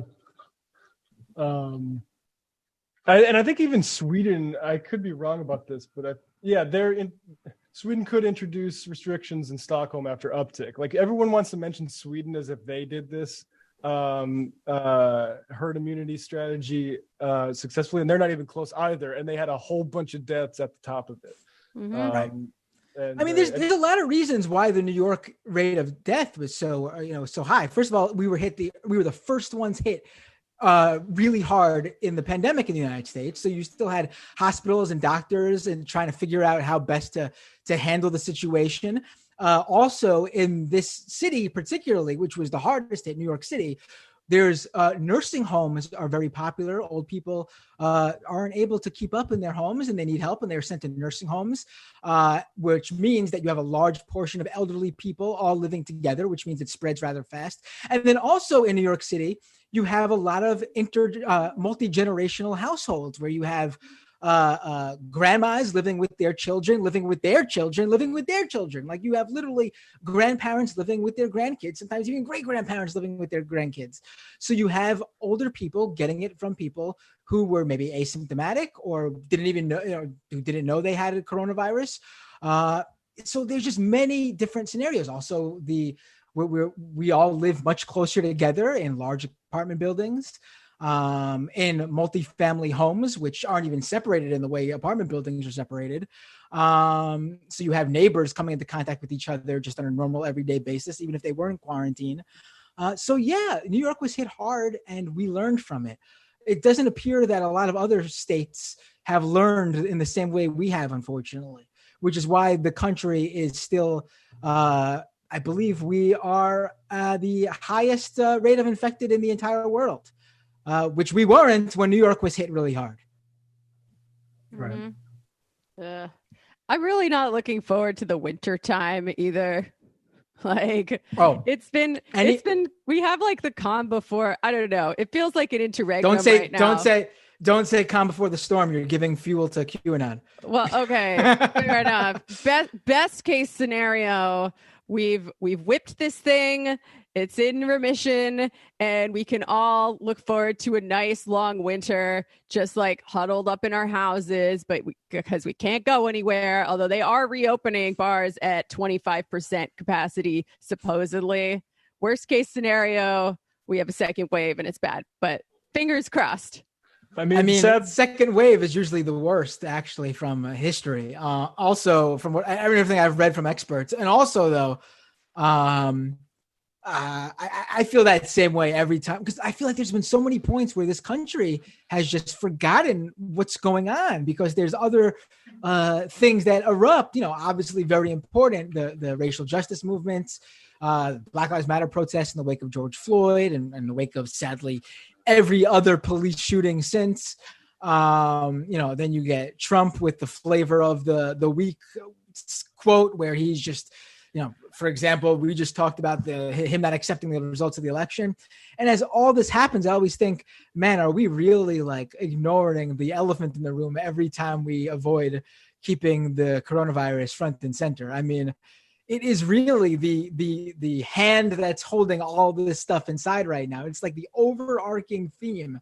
Like, if this was like, I don't even know how to explain it. It's just there in the background, no matter what we talk about, which isn't like anything else. Well, we just adjusted to how many people it's going to kill as like, okay, this is fine enough to like, put up this. How many people did it kill? Okay, I guess we can go to 25% restaurants. Do we kill anymore? Okay, let's do that. Like, we're just seeing the point at which we tolerate death. For the sake of keeping commerce. It is insane that they are reopening bars and restaurants at all, in my opinion, but I'm not a scientist. What do I know? But a bartender friend of mine actually has a theory that what Cuomo is doing is even worse than we thought. Because, everyone thinks he's been handling stuff competently, blah, blah, blah. No, he's sending the cops to enforce social distancing and to find any excuse they can to fine small businesses so that they shut down so that his buddies in the finance sector can go in and do real estate speculation on all of the empty buildings. Just a theory, haven't confirmed it, seems pretty plausible. I mean, I don't know if it's exactly that, but there's no doubt that he, that he wants to reopen things in order to, but the thing is, they're not doing the things that are actually going to save these small businesses. These small businesses have been closed for months now, and any reopening is just basically extending the inevitable closure of them because there's no way they're going to be able to catch up to where they once were. There needs to be a mass infusion of cash. It's just that simple to people and these small businesses, because what's going to end up happening is those companies that never had to shut down, like Amazon and Target and all these big box chains and major corporations, McDonald's, Burger King, who were able to keep serving, they are going to be the only ones left. And then they're just going to buy up all this space And if it's not them, the banks will just buy up this space. Yep. And open. I mean, I've seen it near me, even with the McDonald's. A nearby McDonald's closed, and we were wondering what's going to reopen there. A bank is opening there. We're going to see a bunch of just major corporations open their retail fronts where these small businesses, or even just the big businesses that directly serve a community, they're going to take over. I mean, I was reading how there's only one independent venue left in Tennessee because a bunch of them just closed down because of the coronavirus pandemic. This country is doing nothing for the small businesses that really serve in a way that's just beyond economically. They serve a community, whether it be a local community, whether it be even beyond the local community and a specific niche in that community, like the arts. We are outright saying we don't care about anything but the very biggest money-making chains and tech conglomerates and everyone else, and financial firms, obviously, and everyone else can honestly, to not steal a phrase from Thomas Friedman, can suck on this. Yeah. Well, the real estate speculators are going to make money no matter what. And it seems plausible to me that Cuomo would care more about doing favors for his buddies in the finance sector than, being credited with saving the small businesses of New York, right? Because he could just say, oh, well, we did what we could. Right. I mean, I've been reading how homes for sale are at an all-time, there's an all-time lack in the market for homes for sale because everyone is looking to move to a bigger space because they're working from home and they weren't living in a space that dealt with having a home office or an area where they can get away from their kids who are also probably home because not all schools have reopened. I mean, I'm dealing with this. I mean, we don't have the money to buy in New York, but I'm dealing with this with our apartment that we rent where, I am in a nook and I'm working here and I got a 5-year-old and a 1-year-old. I mean, it's been difficult. And you would think during this time period, as we hear so much about people losing their homes, that there would be a good time to buy if you were someone lucky enough to still have your job. And that's not even the case. Really? So basically, if you're anyone who just doesn't have a lot of money, even if you're one of the lucky people who is just maintaining their current lifestyle because they didn't lose their job, you're still fucked because you can't even move somewhere where you can live in this new reality that is working from home amid a pandemic with your family. You're stuck living in this place that actually no longer is within your lifestyle because, and I'm sure there's going to be a lot of employers who love this because eventually they'll be able to just lose the lease and not pay their employees anything more and save all that money on not having to buy office space. Yeah. I mean, and they're certainly not going to transfer that wealth downwards to their employees and give everyone a raise. I mean, literally, this pandemic is screwing over everyone who isn't in the, I don't know what category to put them in other than the very well off or to the very rich. It's, I don't know. It's just enraging to see this all happen and there's no help coming for anyone who needs it. Yeah, no. I mean, I will say, I think the rental market is going down because a friend of mine is looking at apartments and they are significantly cheaper than apartments were 2 years ago when I was looking. So now I'm like, ooh, should I try to get a cheaper apartment or get some money off on my rent? Yes, I should. Yes, I will. But we don't know. We haven't seen the bottom of this crisis. We don't know what's going to happen. But yeah, like you said, the capitalists are always going to find a way to make money, at least, the financial sector of capital and the speculation sector. Like we have seen startups there's have you guys seen this? This is like an Uber for evictions, where landlords can hire out-of-work people to kick other out-of-work people out of their homes. And that's making someone money. Also, I believe Blackstone Investments has made a big investment in trailer parks because that seems like the future of where real estate is going as people get kicked out of their homes and their apartments. You're not going to invest in retail. You're not going to invest in hotels, right? Trailer parks are where it's at. So probably more of that to come. I mean, we saw going to that Uber for evictions.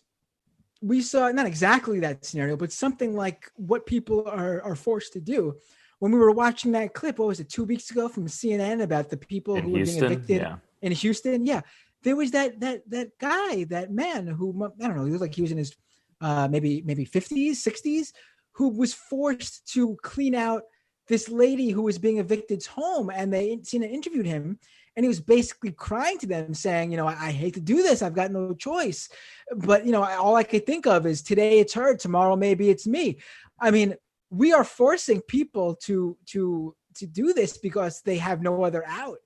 I mean, and not everyone can, live under the ability to turn this sort of work down. It's unfortunate. Yeah. I mean, but it's enough to really make you lose all faith, really. Yeah. And I hate to say that, but I try to be positive. But this is, we are in a situation where it's just one thing after another, and I don't know anymore. It's just, I don't know if there's any coming back from all this. I mean, there's ways to survive it, but in terms of coming back around, I don't know. We have to start completely fresh, really, for anything to. I get it. I'm feeling pretty black-pilled myself at the moment, but I really think that people are going to fight back. I think we have a shot. I think we have a chance, but we all got to get off our asses and do it. We need to organize. We need to organize so hard because there's so much potential for class consciousness in this country. We've seen a historic uprising that's still happening against the police and the prison industrial complex. Yeah. We've seen white people organizing in solidarity with Black and brown people and siding with their fellow workers and siding against the bosses, siding against the carceral state. The raw materials are there, but many someones actually have to do the work and organize something like a party of parties, a working class organization to push socialist politics. And things are probably going to get really, really bad before they get better, if they get better. But I still see a glimmer of hope.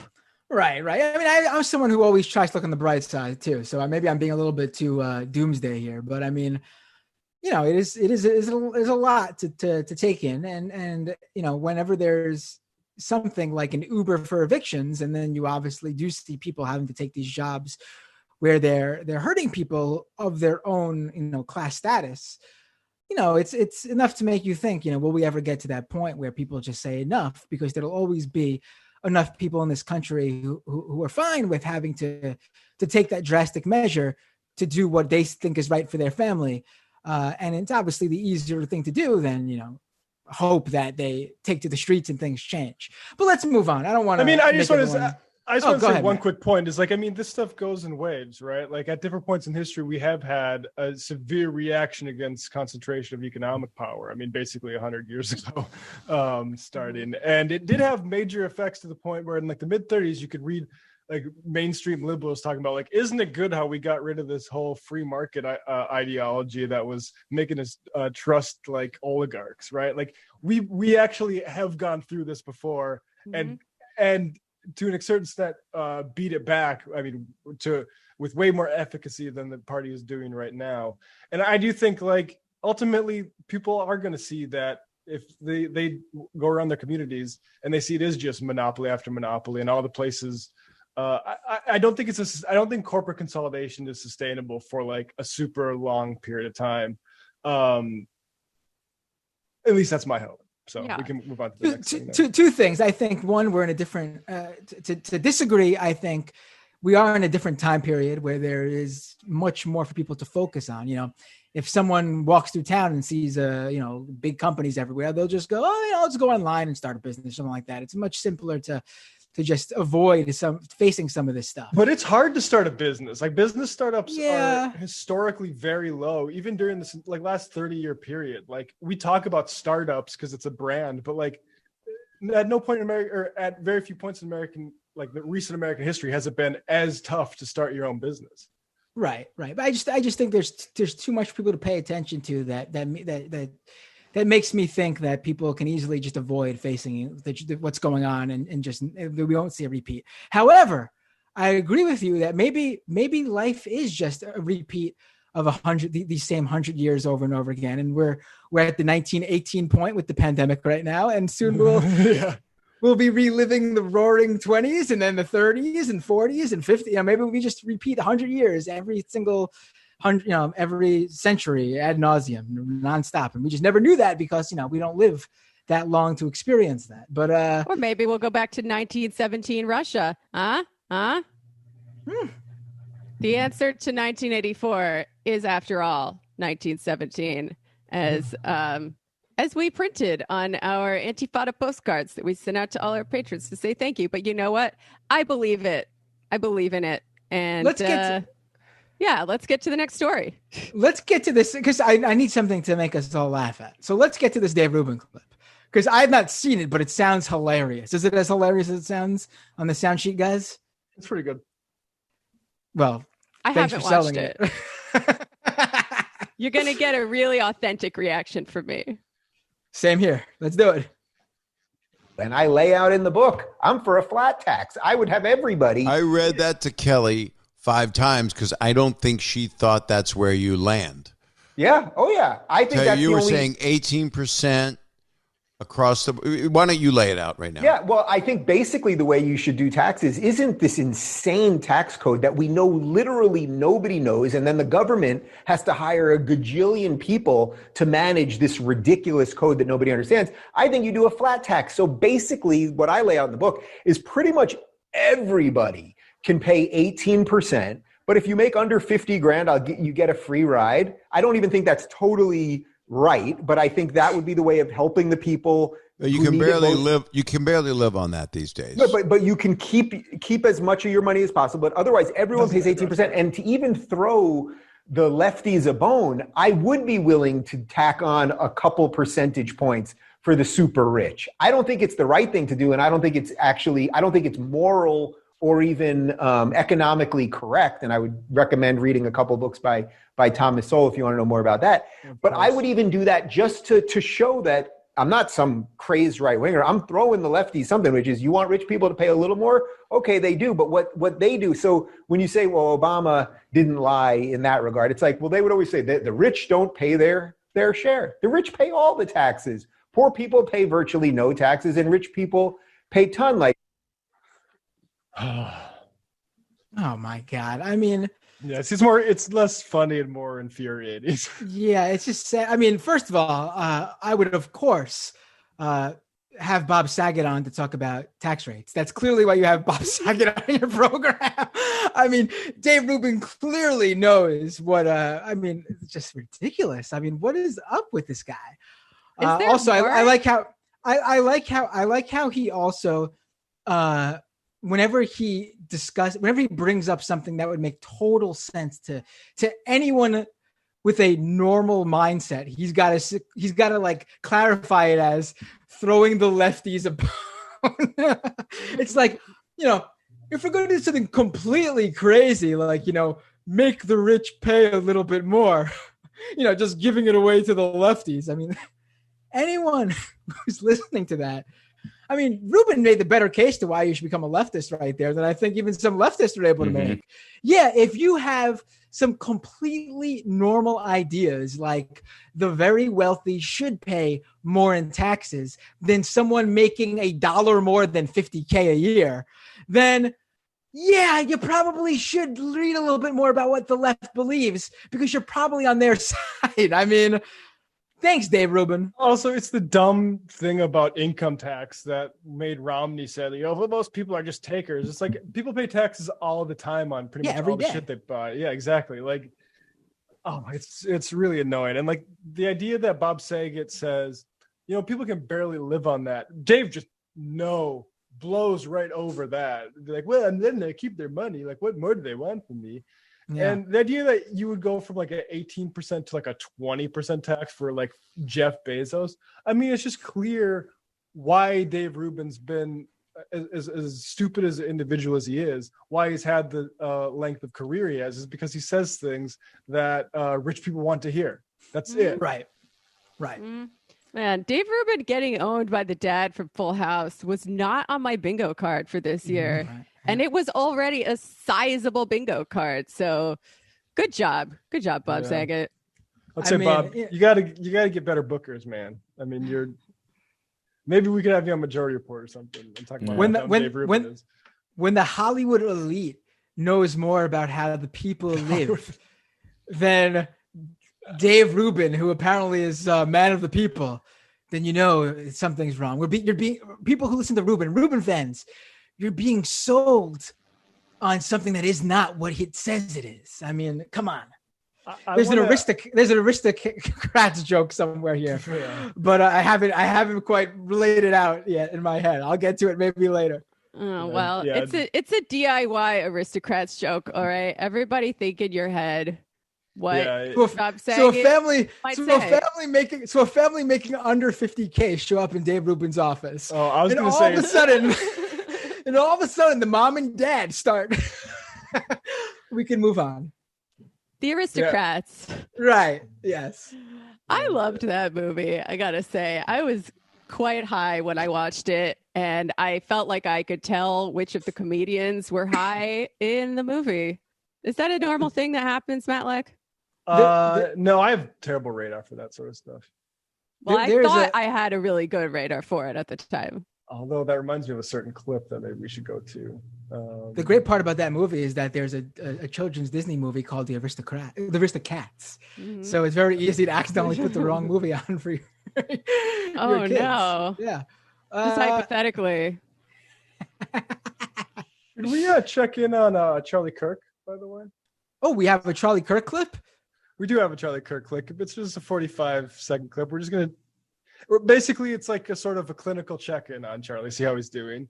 Let's take a look. And here he is. This is what Charlie's up to right now. Now, a move like this in general won't land with Biden the way it did with Mondale or even play in the way in the media, but the base will love it and so will swing voters. Trump is a very funny person, and he should use that to his advantage. I think in the first round of debates with Hillary Clinton, he had a hard time letting that part of his personality shine through, with one very notable exception, which leads us to our next example and very important takeaway. You'd be in jail. I remember exactly where I was when I heard this. I was in St. Petersburg, Florida. I was watching the debate, and when he said it, I couldn't believe it. I leaned in, I said, did he just say that? President Trump did this off the cuff, and it created such an organic, viral explosion, it's hard to even put it into words. Okay, so... Oh my God! I mean, this is what he's going apeshit over. I mean, first of all, I love the personalities the right sees in Trump. I mean, there couldn't be a more one-dimensional character that they see so many different angles of. He's just trolling you. He's so funny. What a down-to-earth sense of humor. This guy literally just says whatever comes to mind. There's no filter. There's no humor really in anything of what he says. He's got no sense of humor, please. I don't know. I think he's pretty funny. Unintentionally. He's not trying to be funny. No, I don't know. I disagree. I think he does. Unfortunately, he's funnier than most presidents. Yeah. Unintentionally. I don't know. No, sometimes he knows what he's doing. He's like a stand-up comedian in some of these bits, and it might not be funny to us. It might be like cringe or unintentionally funny to us, but it is super funny to the people who find it funny. No, there's no doubt he's extremely entertaining, and that's just part of his. But that's who he is, the reality TV guy. But that doesn't mean he's purposely funny. Well, give me an example of when you guys think he's been funny on purpose. There are. There's so many. He called. So many. Name one. All right. So when he was at the rally in Pennsylvania yesterday, he was talking about, assaulting a reporter, a horrible thing. But he said that they tossed him aside like a bag of popcorn. Like, what is that? I think that's kind of funny. That's okay. So he used a funny way to describe what he's fine. Like, he's giving you his opinion though. He's not like joking, like haha, like he's serious about what he means, but the problem is like he literally does jokes. Like he's literally standing up there as if he's a road comic all the time, like doing bits. Like I think he intentionally uses humor. Like definitely. Yeah. I liked the time when he was talking about John McCain and he's like, I like people who didn't get captured. Right. Like that's a joke. And it That is was like, savage. I think you guys are maybe the way he describes some things, but I think he likes people who didn't. That's what he means. I mean, he's not trying to say that to be funny. I mean, maybe I don't describing it as know. popcorn is funny, but this guy literally believes these things. This isn't like he's like. There's a lot of people who think what we played earlier on the right. They think that his whole thing about not accepting the results of the election is him trolling the Democrats. like no, like I mean, the example that's of not the case. 2016, he won the election dunking on the other Republicans, doing I'm Marco or like Jeb. Like those are all like jokes. Yeah. Like, I don't know. I think we could acknowledge that Trump I is think he's- funny while No, I also saying that I think he's we are very funnier funny. than him. No, Obviously, I think he's very funny, but I don't think he's up there thinking he's being funny. I think he's up there literally. He's just naturally. That's literally what he believes, and it's funny. Like agree to We're not disagree gonna on that agree on one. that. That said, leftist comedians can be much funnier than Trump is. The only reason why he's the funniest president ever is because all the other presidents have been so unfunny. So I feel and I hope that the left can continue to leverage its superior sense of humor. You know, not all of the left, okay? Some corners of the left. Like Brace Belden was talking about it on our show the week before last, actually. Like, oh, maybe I'll start a party. Like, hey, you guys think I'm funny? Why don't you come follow me? It worked for Trump. Why not? Look, I have to disagree with Jamie now because I think calling Trump the funniest president is JFK erasure or erasure. JFK is very funny. There's a talk where he's talking to Eisenhower on the phone. This is taped, and he basically Eisenhower. They're talking about nuclear war, and I can't remember exactly what, but basically like Eisenhower's like, I don't think that will make him shoot him off, and basically Kennedy start a nuclear holocaust basically, and Kennedy responds to some like some quip that's very, I don't know, in the context of like talking about the end of the world. If you're gonna do a bit in that moment, I think you get all-time status. And also Lincoln was pretty funny too. But yeah, I don't know. I think, 5. Yeah, I don't know. I got to hear Lincoln's jokes for me to. There's a compilation of some of them. Lincoln, he's very good. But I need to hear the delivery. I need the delivery. Otherwise, he could bombed. He could have bombed on stage. You don't know. He could have had some really funny material, just bad delivery. Like that's something Trump's got. Like it's undeniable. He's got charisma. I think maybe that's where we're missing out on. He's got charisma. It's just he's naturally has charisma. Anyone who has any success in television has charisma. I'm just saying he's not up there thinking he's doing jokes. It's just him being like, this is what he believes. He just happens to believe it in a way that people find funny. But we're going to disagree here. But I think we both think he has charisma. That's where we can agree. I really am enjoying this new era of Charlie Kirk, though. I was out of town when the big viral clip went around last week where people were suggesting that he may be using illicit substances. And I think I hadn't seen the clip and now I'm seeing them and I agree. It's just a weird side effect from the head shrinking pills he's taking.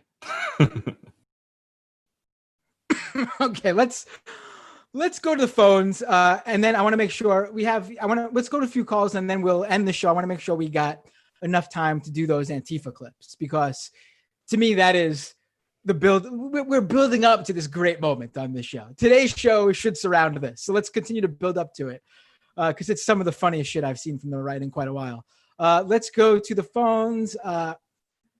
503. What's your name? Where are you calling from? Hey, this is Mariah from Portland. Mariah from Portland.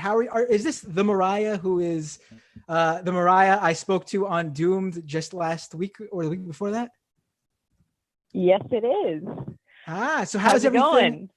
It's going good. For the majority of Port listeners who don't know, Mariah called into Doomed a week or two ago because she was about to evacuate her home during the wildfires, and she messaged me that in the YouTube chat that she was just about to evacuate, and I, in all my ingenuity, said, "Hey, before you evacuate, do you have time to hop on a call and tell everybody what's going on?"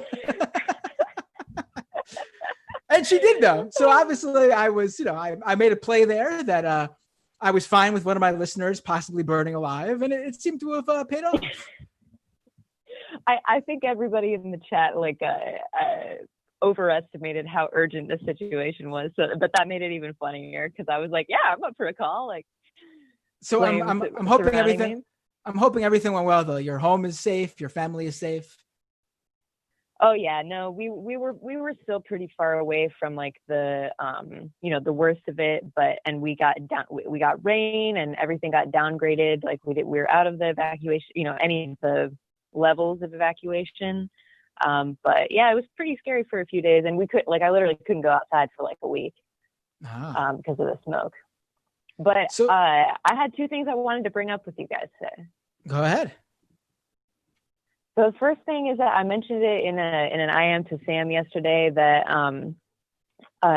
last week on the 17th, a bunch of Denver, like Black Lives Matter, anti-racist organizers were like rounded up in this really crazy police operation by Denver PD and put in jail. And 4 of them, they're getting released today, but for the last 6 days, 6.5 days, they've been in jail. And they've been charged with like a whole slew of felony charges, including but not limited to kidnapping. And I'm not like there's been a lot of coverage on this and like kind of smaller like Twitter, whatever, but I'm not seeing it anywhere in the mainstream media because it's like, it doesn't really, there's no way that the mainstream media can make it look good for Biden or make it look bad for Trump without like accepting that these organizers are facing like bogus charges. Right. Yeah, I read about that. It's so scary. Yeah, like I don't know. I don't know what else to say about it really, but I think that it's a story that should be covered. I'm hoping that today, after they get released, that there'll be like a press conference or something where we can hear from them personally. Right. I think a major part of it getting into the media and more people talking about it is going to be them speaking about what they experienced when they do get out. Right. Yeah. Yeah. And then on a sort of similar note, I wanted to bring up for all your Arizona listeners, Tahana Oldham and Hyatzet Oldham organizers or active, they're indigenous people who are defending their land from Trump's border wall on the Organ Pipe National Monument, which is federally protected land. And they were there at Quito Paquito Springs on the monument, and they literally like climbed into the bucket of bulldozers that were trying to like dig up the earth and dig the trench for the border wall. And they were arrested and they were taken like to some random for-profit like private ICE facility like 2 hours away from the border, and they were like held with no charges, no food, no water, in isolation for more than 24 hours, and then they were released. And they shouldn't have even been arrested because their crime was technically only a misdemeanor. Hey, that's not surprising, but right, still horrible. No. I mean, this is one thing that I do not think Biden is going to say anything about either of these things. Right. Yep. Because two things that Biden is not going to budge on are indigenous sovereignty, of course not, and alleged property destruction. He's made himself very clear about that. And we're going to have to fight a Biden administration on these issues almost as hard or just as hard as we'd have to fight a Trump administration. Yep. Yeah. And that's kind of why I wanted to bring it up, because it's like, if I want to be able to fight these things even harder than they're being fought now. And so I want more people to know about it. And, Yeah, it's just crazy. And I feel like no one's I feel like I'm in a bubble where no one's talking about it for some reason. So. Right. I know it's good that you called in to talk about it, because those are things that we definitely need to pay attention. There's a lot of, I feel like there's so many of these, like, I don't want to say local, but that's sort of, the case in the broader sense of things. Like, it's not national news. And there's so many of these local similar things happening across the country that does speak to a larger, a larger trend. And I think it's important to pay attention to.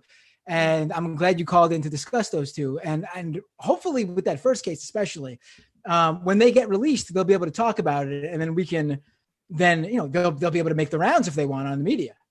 Yeah. Yeah. And they're trying to pass. Sorry. Did you guys see all of the new laws that they're trying to pass at the federal level to further criminalize protests? It's ridiculous. Oh, well, in Florida, the governor just said that it's okay to run over protesters with your car if you feel like you're in danger. Yeah. Yeah. That's oh my God. Yeah. That's one of them. That's one of them. There's a whole bunch he just released. Yeah. Right. But that was the main one that's in the federal stuff too. I don't know if this is like an executive order or if this is something coming from the Republicans in Congress. We need to look that up, but that is definitely on the list. It is fine to hit protesters with your car.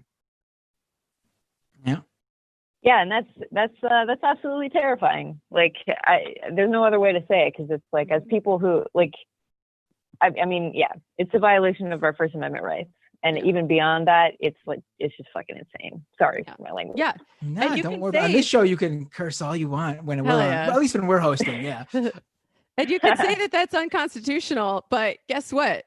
The courts decide what's constitutional, and if they have a conservative supermajority, they're going to decide whatever they want. Exactly. And I mean, in Denver, the DA is a Democrat. The DA is a Democrat, and he is the one who has refused to charge the murderers of Elijah McClain and has thrown these activists in jail on just completely stacked felony charges so that something will stick. Who knows what'll stick, but it's just ridiculous. Yeah. All right, Mariah, thanks so much for calling in. Really appreciate it. Yep. Love you guys. Have a good one. Thanks for taking the call. Bye. All right, let's go to one more call, and then we'll get to the Antifa story that I'm like this right now, rubbing my hands together. Can't wait to talk about that U-Haul truck. 808, what's your name? Where are you calling from? No way. This is Jordan. This is first time caller on the Majority Report here. Is this me? Oh, first time on an episode where Matt, and Jamie and Brendan are hosting. We're so proud to be your first. The new all-stars here. Oh, why thank you. I love the team. I love what you guys are doing. Now I'm getting nervous that you guys picked me. I was about to hang up. I was like, I never get picked for these things. But no, don't worry about it. The pressure is on. Yes, it is. But I love the show. I've been listening since Trump got elected, I think. And anyways, what I wanted to talk about is young voters, people under the age of 40 really don't vote.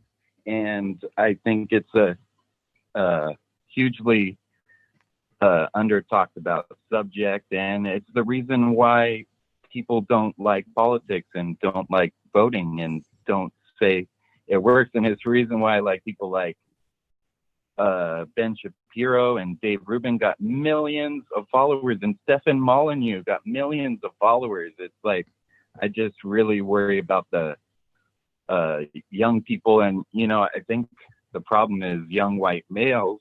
I don't want to do identity politics, but I think that's a major problem right there. But yeah, since I'm getting so nervous, I'll let you guys talk about that. But I love you guys. You guys do so much and really engage so many people in politics in a great way. And I love Michael Brooks too, and was really sad about his passing and everything. But yeah, I get nervous because you guys are great. But yeah, thank you so much. Well, thanks for the call, and I think you brought up some great points. And I think there's a lot to talk about there, actually. And we'll. You said you're done, so I'll let you go. Thanks so much for the call, though. I think we've discussed a lot of this on previous episodes, and the fact of the matter is, young people are more left leaning, but the reason why people like Stefan Molyneux and Jordan Peterson and all those sorts of the range of the right to the very, very far right, the white supremacists and neo-Nazis, they're so popular online because obviously there's a few reasons. One, people who are, most young people are left-leaning, but they're not so politically engaged, which means, they might go out and vote for a presidential election, but that doesn't mean they're partaking in politics. Two, when you're on the losing team, when your ideas are sort of a dying breed, you get louder, you get more involved in it, you get more interested. So you will see the right and young people on the right obviously get more invested in their ideology because they see more of an importance of them taking part, because otherwise they'll lose. I mean, it's unfortunate that's how it is, but that's how it is. I mean, there's that saying where it's like, the loudest of the dying breed, I don't know. In terms of getting young people to vote, though, that's just a tough nut to crack. I don't think there's any easy answer, to be quite honest with you. Do you guys have any input here on how to get young people out to vote? Matt, Jamie, Brendan? We all know getting young people to vote is a pet issue of mine. No, but seriously, I keep banging on about it, but the importance of having organizations, explicitly political organizations, as well as working class institutions like unions, which, their politics could go one way or the other, as we've seen throughout history.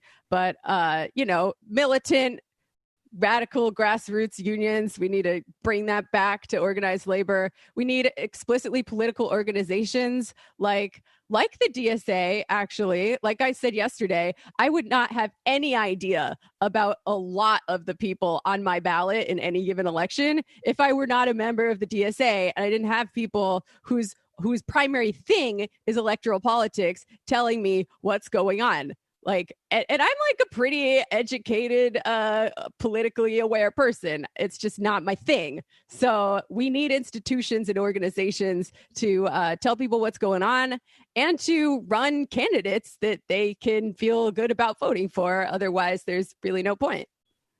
Right. Yeah. I mean, and what you say is exactly correct. It's just that it's so much easier said than done. I mean, it'll be interesting to see what happens this year, to be quite frank, when I feel like the youth vote, even with a Biden. I mean, you would think that the energy against Trump, and young people certainly hate Trump. I mean, just look at what happened with their favorite app. I mean, we're talking about really young people, like, 18 to 24-year-olds, where he tried to ban TikTok. I mean, if that direct attack on them doesn't bring them out, then I don't know what would, to be quite honest. Yeah. Well, I do think there is a subsection of Bernie voters who are really, really, really angry this time around and aren't going to vote for Joe Biden. But I think there is a larger portion of them who will suck it up and do it. That said, I will never fault someone for abandoning electoral politics for a more radical politics. So if young people aren't voting, but they are going out and building working class organizations, if they're forming hard pickets to keep people from getting evicted from their houses, if they are doing any number of things, then, maybe that's fine. I don't know. I feel like it's worth it. It's worth doing it. I have limited expectations myself as to the benefits of voting, but it takes 2 seconds. Might as well. It couldn't hurt. But I'm happy to see young people getting active in any way that they can. Right. Jamie, I think I saw some of your work recently, actually. It was being covered in the news. There was some art displayed on a garage that was burned down that said they had the anarchy symbol and said Biden 2020 as well. Was that was you, right? That was Matt, you, right? Thought we weren't going to talk about this on the air. You're blowing up my spot, Matt. I don't know if we have this on the news list, but there was another instance of the infamous Black Rules graffiti. If you all remember, what was it, 2016? There was a guy who came out and called the police and said how his home was attacked, and they left the graffiti "Blacks Rule" on his driveway. And I believe also, was it the same guy that there was also graffiti that said "Crips!" exclamation point on their car? Or was that another instance? I don't know, but it reminds me of the left is best one as well. Right. There's the left is best one where the guy was basically going through like a playground, putting graffiti, that pro-leftist graffiti in order so he could blame leftists afterwards. Also, there's the infamous case of that woman. I forgot her name, but that woman during the 2008 election. God, I think it was that far back, where she said that an Obama supporter attacked her and carved a B in her cheek for Barack. Oh my God. Yeah, that was it. But obviously it turned out to be not the case. She did it to herself. Yeah, I love this stuff. When I talk about the stuff that makes me depressed before, this is the stuff that keeps me going. This graffiti that blames the left for what the right is doing. It is hilarious to me. But let's Do we have a picture of it?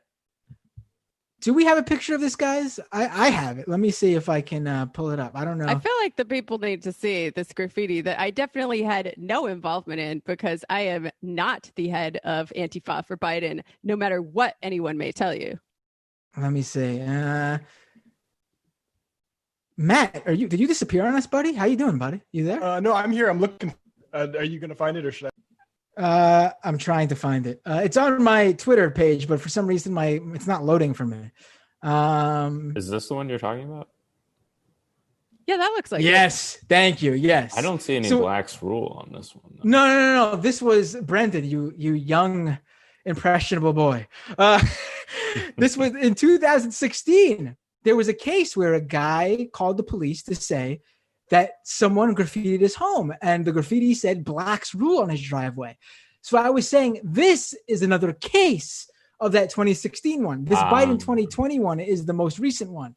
So the graffiti, a Twin Cities family says that they were targeted for having a Trump 2020 sign outside their home, and an investigation is underway after police say someone spray painted Biden 2020 BLM, A with a circle around it, on their garage and burned it down.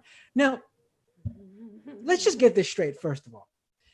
If you were to attack someone and put a graffiti on their home, why would you immediately then try to burn the property down? There's no point in doing the graffiti part. Who's to say the family would even wake up and see the graffiti? Why would you waste time and precious time that you're on this property and are going to get caught? Seems counterproductive. It seems like something you would do if, I don't know, you were staging this whole thing, right? That's just my personal opinion. What do you say, Jamie? What is your assessment of the situation? I feel like I've said too much already. So you're going with it's you. Okay. It's definitely not me. I'm glad. Right. I'm glad. Pay attention. I mean, clearly, we're having a good effect on the left if the anarchists are all in the bag for Biden. Like, yeah, exactly. Our sheepdog in a project has really paid big dividends. I mean, my mom has been. We've got the anarchists. Has been badgering me that I need to tell all the anarchists who listen to my show to vote for Biden. So maybe it's working, because that's what I say every single time. All right. I forget what the two tendencies were, but there's a famous picture of Lee Harvey Oswald where he's holding up two communist magazines, but it's two, like, one's a Trotskyist and one's like a more like Stalinist communist magazine. They do not get along. Well, exactly. It's a clear, like, if he was an actual communist, he would probably not be repping both of these crews, but makes you think. All right, let's get to yeah, right. Also, the A for anarchy isn't really. It looks more like the Avengers logo. It's still perfectly in the A is still perfectly in the circle. Maybe it is a Biden supporter, and they're referencing the that article that came out that says that in order to try to get Biden popular with young people, they're assembling the Avengers of the Biden administration, and that was a reference to that. Or maybe the A is for AARP. Who knows? Right. All right, let's finally get to this Antifa story, because it is truly one that, I mean, I love this. I love this so much. Now, I saw this U-Haul video literally like minutes after it was first posted yesterday. And I immediately tweeted out, folks, take a look at this video. Look at what people are saying about it. This is going to be the complete conservative story, the complete right-wing take for the entire reaction to the Breonna Taylor aftermath, the entire aftermath of that case, and the fact that literally a single cop got charged with something out of the 3 police who could have been indicted, and the cop wasn't even charged with anything related to Breonna Taylor's death. Nope. A wall is more important than Breonna Taylor's life, apparently. Right. That's basically what this guy got charged with. This officer got charged with, and he's the one who already got fired from the force too, because he basically went into this complex, this building, and just started shooting without even looking what he was doing. And surprisingly, you can't do that. Yeah, you could kill a white person that way. Right. Or dent some drywall, Matt.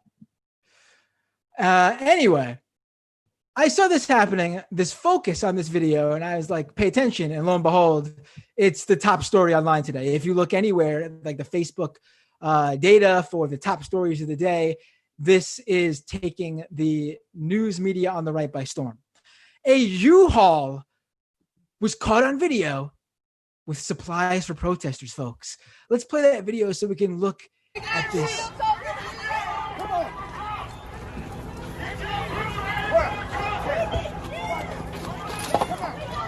Hey, somebody with me on this. Let's go, man. Lighten it up. So there's a bunch of protesters running over to this truck, and they are taking out signs that say abolition now.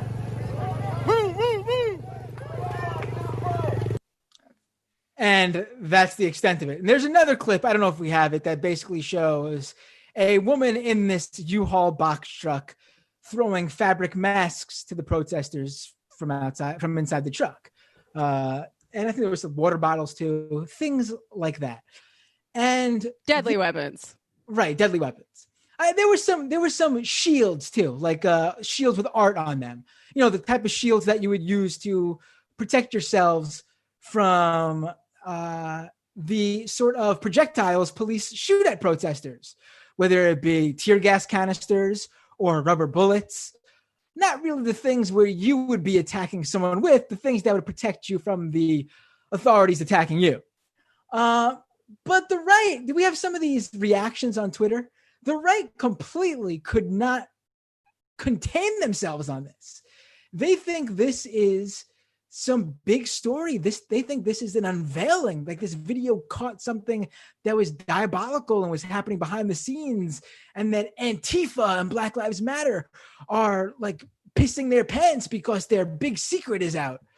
I mean, it's just, Laura Ingraham retweets the video and says, "Who paid for the U-Haul?" Folks, Jamie, I think you did the math on this one. Can you, I know you had to run these numbers and you really had to throw them in the old Google Sheets machine and do some formulaic calculations on this one. Can you tell me how much does renting a box truck from U-Haul cost? All right. So I crunched the numbers. I went to the U-Haul site. I looked up a comparable box truck to this, and I put in my zip code. And Well, you had to go to like a So- Swiss bank too to find this out, right? Like a special Swiss. You had to go to Switzerland to find out this big purchase. Yeah, right. Because U-Haul doesn't post the numbers. You had to actually look into the expenses of these organizations themselves because you couldn't trace it from U-Haul directly. Yeah. So I called in someone from the accounting department, and I said, hey, Bob, how much did we spend on that Antifa U-Haul? And apparently it costs about $19.99 plus $1.99 per mile, plus I think there's some insurance that we had to buy, some gas, there's always hidden fees, but basically you can rent a U-Haul for a day for maybe like $50. Wait, hold on. You said $19.99. So I assumed I was thinking the numbers. I was thinking, 1 followed by 3 nines. I was assuming this was a $1,999 rental. That's not the case, is what you're saying. No. It's actually a pretty good deal, as it turns out. That's why we do it. Wow. And I mean, geez, $50 is really pushing the Antifa budget. To be fair, it is. But right. I mean, I feel like... Right. And the art supplies, I assume, must cost tens of thousands of dollars. I mean, there were some canvases I saw and paint. I mean, what could paint cost? It must be at least a couple $1,000s, right? They certainly cost tens of dollars at least. Right. I mean, it is not, it's not nothing, but Who I is feel like funding this? Even, I'm going to guess the, I'm not going to say, sorry. Right. Well, I want people to understand, though, what happened here, because the woman who rented the actual boxcar truck from a U-Haul, she was doxxed by the right pretty quickly. And she works for a organization called the Bail Project, which basically helps raise money to bail people out. And they basically, people on the right, then were able to use this to basically keep their usual conspiracies running, which is that if you look at apparently who helps fund the Bail Project, it's one of its funders is a George Soros organization. So they basically took this as George Soros dropped into this woman's Venmo $50 so she could afford to rent out this U-Haul truck. And clearly his fingerprints are all over this. It is really stunning, the reaches that these guys go through. It's just unbelievable. And there's not just this thing where it's just randos on the right. I mean, I read a quote from Laura Ingraham, but you may be saying, oh, it's just her Twitter account. Maybe she feels more free to just share her opinion and she could get more conspiratorial and crazy and racist and ridiculous on there. But here's Fox News this morning.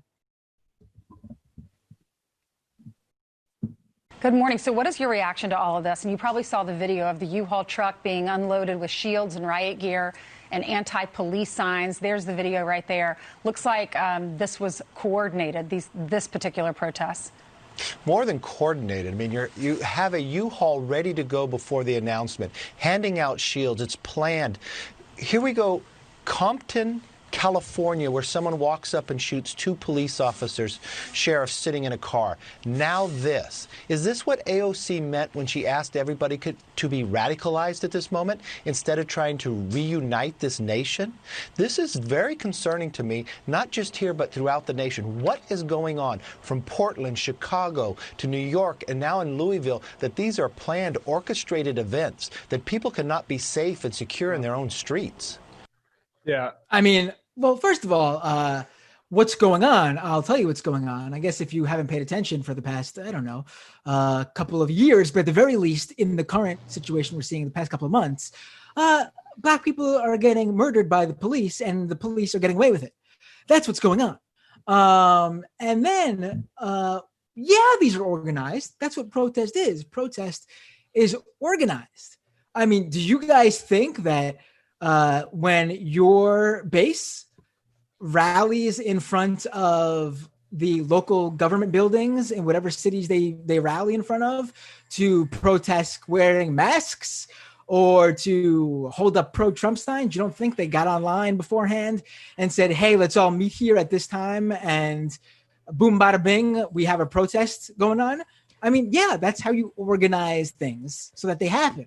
Well, there's I don't certainly a understand degree what's of so demonic about it. There's certainly a degree of spontaneity involved, but there's also a degree of organization, if only to circulate where people are going to be meeting and when, or, you know, people in small groups might meet up beforehand, make some signs, yada, yada. I think we could actually do with a lot more organization if we want this movement to continue and grow and build power. But I wish we had the level of organization and coordination that Fox News is ascribing to us. Truly, they're setting the bar pretty high, and I hope to someday meet it. Well, I'd like to focus on. Go ahead. I'd like to focus on some other organization that I think this story is crowding out of the news. I Write OK, Robert Evans and Jason Wilson posted this to The Guardian yesterday. Pro-Trump activists plotted violence ahead of Portland rallies. Patriots Coalition members suggested political assassinations and said laws will be broken, people will get hurt. Leaked chats show. Let me scroll down just a little bit, but everyone should check out this article. Melky has been recorded leading an armed pro-Trump militia 1776 2.0 into downtown confrontations in Portland, including on 22nd of August. At several points in the chat, he proposes violence in advance of those confrontations and appears to confess to prior acts committed in the company of his paramilitary groups. I want to just read one other thing here. Where's the thing about the cops? Oh, shoot. While you're looking for this, you don't even have to go to Portland for this. I mean, literally right after the decision was announced, there were armed militia groups marching right in Louisville, Kentucky. How do you think they got together? Do you think they spontaneously all just showed up with their AR-15 rifles without any coordination? I mean, this was something in the Breonna Taylor case specifically. The state itself was warning people days in advance that there was going to probably be civil unrest due to the decisions made. We are putting together a curfew on that will start on these days, and this was again days before. So the state itself gave people days to get together and say, this is probably not going to go in our favor. We should protest. Right. So speaking of complicity of the state officials, my group said, this is quoting Melky. My group 1776 2.0 has been fighting Antifa in Seattle, Portland for months. This won't be a simple fist fight. People will get shot, stabbed, and beat. He also claims, and this is a key point, he also claims police cooperation in interstate violence, writing, quote, yes, going after them at night is the solution, like we do in other states. Tactical ambushes at night while backing up the police are key. You get the leaders and the violent ones, and the police are happy to shut their mouths and cameras. So, look, this U-Haul story is disgusting, or is funny, whatever. This is the key thing that people need to be stressing, that there are organized outside agitators that are coming to kill people, and they're on the right, and they're coordinating with the police, and the police work with them. Mm-hmm. Absolutely. And of course, when then when these outside agitators on the right come into these places and then actually do something like, I don't know, shoot 3 people, killing 2 of them, the right then puts them on a pedestal and calls them heroes, like Kyle Rittenhouse. Mm-hmm. Yeah. I mean, I think it's important to note, first of all, on the one hand, that the right-wing militia groups, for them, violence is the norm. These quotes that you've been reading, Matt, this is how they all talk. This is how they all think. They show up with guns. They show up with the pure intention of hurting people. Whereas on the left side of things, I would say serious violence against human beings is the exception to the rule. And that is a good thing. I think it's good that the left takes violence much more seriously than the right does. I think that speaks to our basic humanitarian principles.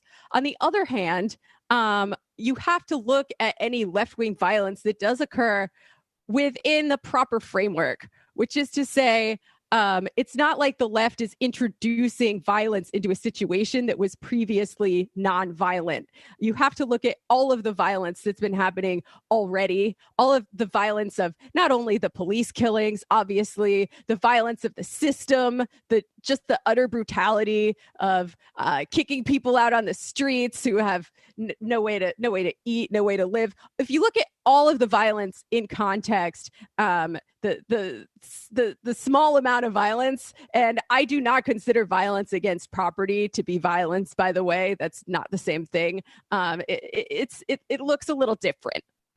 Yeah. I mean, I'm trying to couch this. The thing is there's a point where I could be convinced to care about, rioting and things like that, and that's once these police murder problem is solved. And right. Like once we solve that stuff, then you know what? I'll start listening to those I would say objectively lesser issues. I mean, you don't have to even listen to those issues after we solve the police murdering problem, because guess what? Solving that problem solves the rioting problem too. Surprise, surprise. I mean, kill two birds with one stone, the right? You want to stop the riots? Stop police from killing people. Yeah. Antifa, again, is anti-fascist, right? It is not an aggressive force. They're not out there taking ground. They are purely a reaction to the fascism that exists already and the fascists that show up. We need to keep fascists from organizing. And yeah, that is a political limitation of Antifa, because ultimately, we're going to have to say not just what we don't want, but what do we want? We're going to have to build a new world to advance to from the old, but they certainly serve a purpose, and it's not what these guys are saying. I mean, I think this demonstrates once and for all that the left is not the one introducing violence and firearms into this situation. It's clearly coming from these outside edges. Mm-hmm. Also, not to play into their framing of things, this U-Haul video they're all going crazy over, there's no proof of rioting anywhere in there. That's just protest. Like they're trying to call every single sort of First Amendment right that the left is partaking in as they're painting with a broad brush and calling it all rioting. Like, we have to see what's going on here. Like when they saw this U-Haul video, they were all tagging U-Haul, saying you're complicit in this. You support this left-wing terrorism.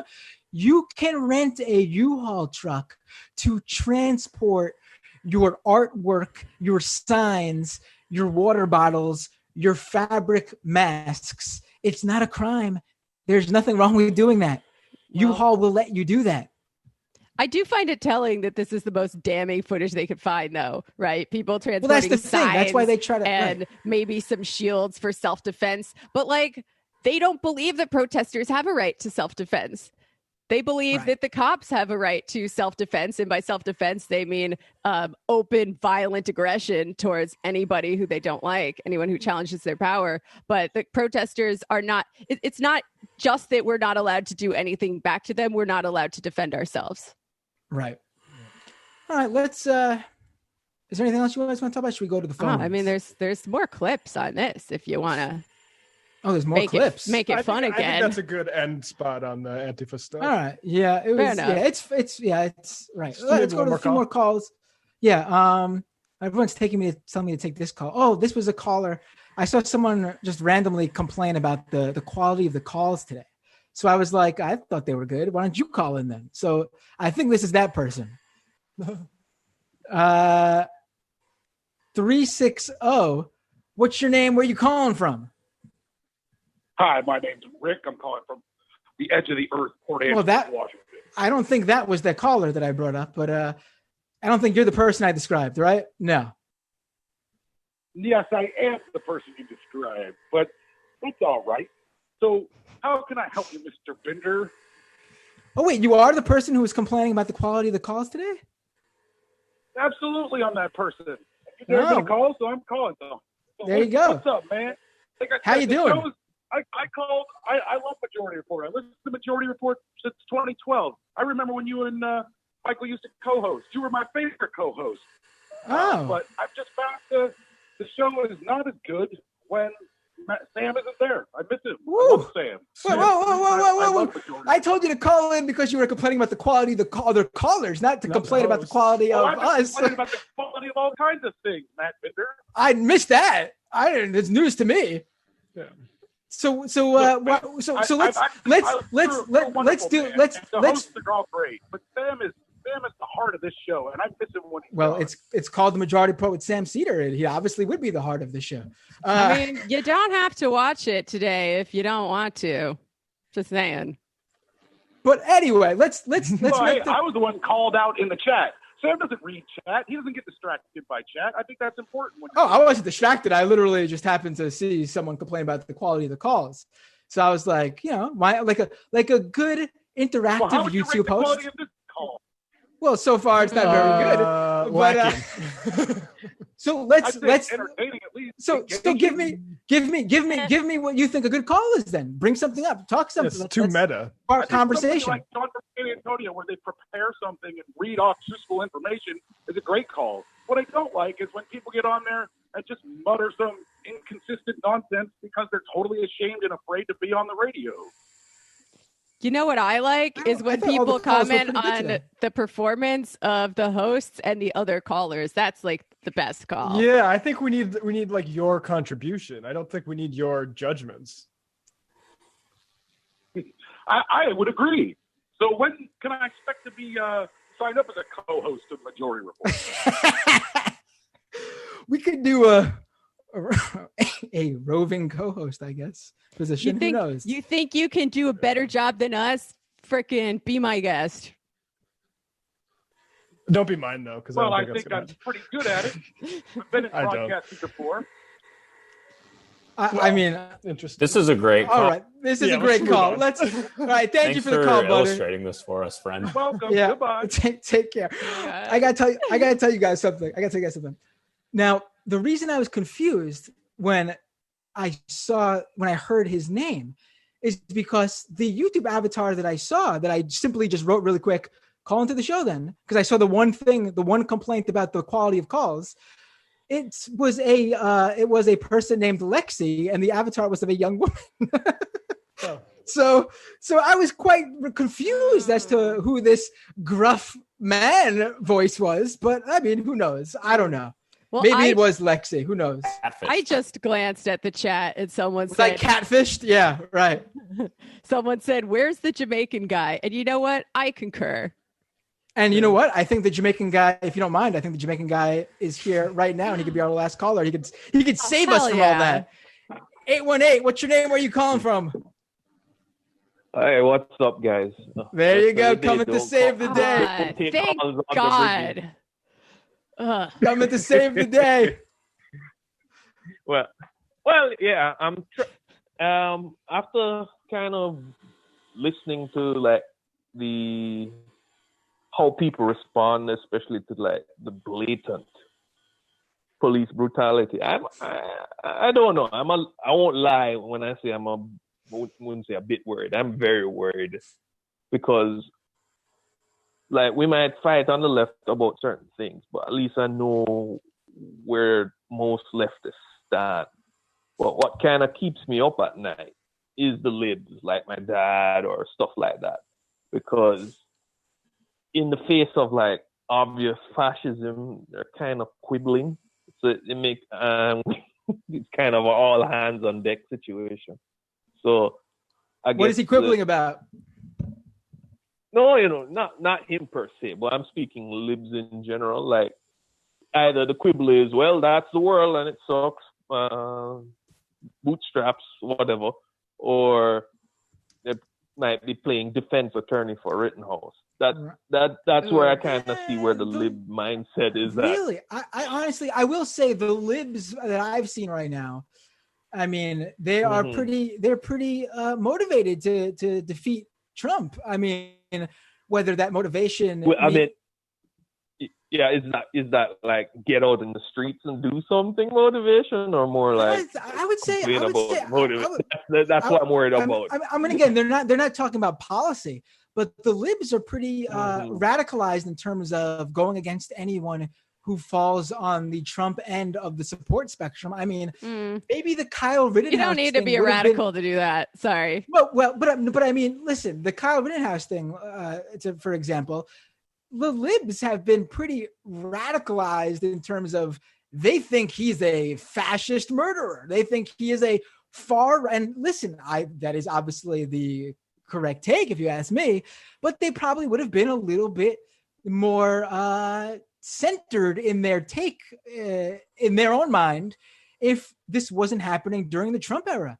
I mean, that's at least what I think. I don't know if you all agree with me. There was polling done by Data for Progress on the question of would you protest if Trump tries to appoint a justice before the election, and it got to 22% of Democrats would protest. There's no way protest is going to be conclusive in the Supreme Court thing at all. Yeah. Like Matt Stoller's point yesterday was right, that the only way we're going to be able to mobilize against the Supreme Court is once we start throwing legislation we want at it and start striking it down. Like that's what happened with FDR, right? Like, that's the order of these things have to. Yeah, people aren't as invested on both the left or right, to be honest, as I think most people thought. I mean, the polling shows that the electoral polling hasn't moved in the wake of the RBG passing away and Trump getting a pick. I mean, you saw everyone say how there was going to be some sort of reckoning either on the left or the right, and it was going to mobilize voters. Yeah, I see where you're coming from, Dave. I have the same question in my mind, right? Especially if Biden wins, knock on wood, are all of the liberals who are so outraged about Trump just going to go back to brunch? Or are they going to be, keep paying attention to these real problems that are not going away no matter who's president and actually do something about it?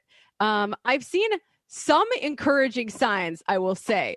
Going back to the airport protests, that was a direct action that leftists and liberals participated in together in response to something very clearly egregious that Trump was trying to do to immigrants, and they were largely effective. Even the Women's March, people make fun of the Pussy Hat ladies, but that was a large mobilization, and there were direct actions adjacent to the Women's March, like Code Pink, I believe, did a demonstration where they blocked the roadway. And I think these Black Lives Matter protests, the uprising for Black lives, the George Floyd rebellion, whatever you want to call it, has also brought out a lot of liberals alongside of leftists. It's brought out people of every race, people of every age, white people, Black people, working class people. I mean, most of the people there are working class if you take the broad definition of working class, but certainly all the different fractions of the working class were there together, whether you're talking about like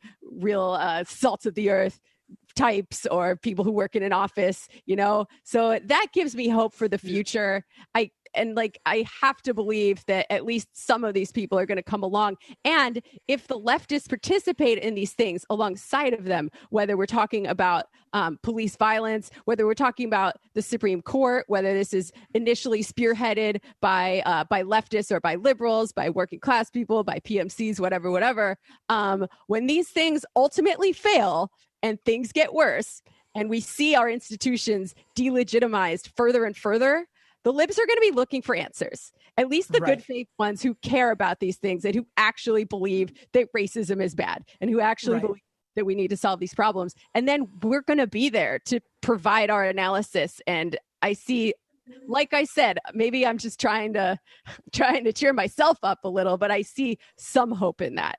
Right. Like, I mean, we're right. Go ahead, Matt. Go ahead. Well, I was just saying, we're in a much different position on the left. Like, what leftist media organizations existed when Barack Obama got into office? Obama was also way popular broadly than I think Biden's going to be. And it goes back to yesterday's call from Theo, where it's like, go whenever you see people paying attention broadly to politics, go there and bring them to your side. I think there are certain limitations with that. Like Extinction Rebellion, for instance, in Europe just seems insane to me, like a complete like psyop, just dumb tactics, dumb everything, right? But like even there, it's like maybe you could try to get the people who are in their net and to do something useful. But generally speaking, like I think it's a problem when you say, oh, look at all those people motivated to like get active in response to something political, but they're doing it the wrong way. I think is something we have to really avoid doing. Right. I mean, I personally have been fairly happy with the lib takes right now in terms of the electoral news cycle we're in, they've been fairly good at calling out something that's fascist as fascism. They're not really meddling around with this when it comes to Trump. The real question would, like, honestly, I haven't really had time for who Michael Brooks would call the dumb left right now, because I think their sights are sort of off as we are now like 40 days away from the election. Whereas the libs are pretty centered on what we need to do right now, to be quite honest. So for me, I'm not worried about the liberals right now. If we win and Trump is gone, then we need to figure out a way to keep them engaged in a way that makes them see that things are still going to be just as bad. And it wasn't just Trump, it was the system as a whole. Because, you know, we also don't want them being engaged and still then reverting back to like some sort of centrist or center-right take, because then that'll just hurt us as well. Yeah, I really think if someone identifies as a progressive and that's how they think of themselves and they really are sincere about it, we can work with that, right? If you care, most Dem voters like about Bernie. If you care about human beings, whether you're a rich liberal and you care about others, or you're not a rich liberal and you care about others and yourself, we can work with that. And you don't know what door it's going to come in through, right? Like, I used to be a liberal. I was a liberal feminist. That was my first introduction to politics. And, you know, through my interest in feminism, I figured out, you know, if you want to be a good feminist, you also have to be a socialist, and you also have to be anti-racist, because all of these things are connected. Like, it doesn't matter if you have the right to an abortion if most people can't afford it, right? So you don't know what door things are going to come in through. We can use people's interest in feminism or in racial equality, which is like really big in the news right now. Everybody who has any ounce of empathy thinks that police killings of Black people is a problem. It's the job of the organized left to come in and say, here's how we solve it. We have to defund, we have to disarm, and ultimately we have to abolish. And I realize not everybody's going to go along for that ride, but you know, some people will, and we need all the help we can get. All right, folks. Tomorrow we'll be back. Who do we have tomorrow, Brendan, for Casual Friday? Alex Perrine will join us to talk about Mitch McConnell. Good times. Cool. All right. Well, Matt and Jamie, thank you so much for driving the fun half here. Oh, you're muted, Matt. Oh, no. There we go. Oh, didn't even get to the IMs, I was going to say. Oh. But when you have so many... all right, I'll read... Only if they're compliments. I'm tired of 4 criticism. minutes of IMs. 4 minutes of IMs.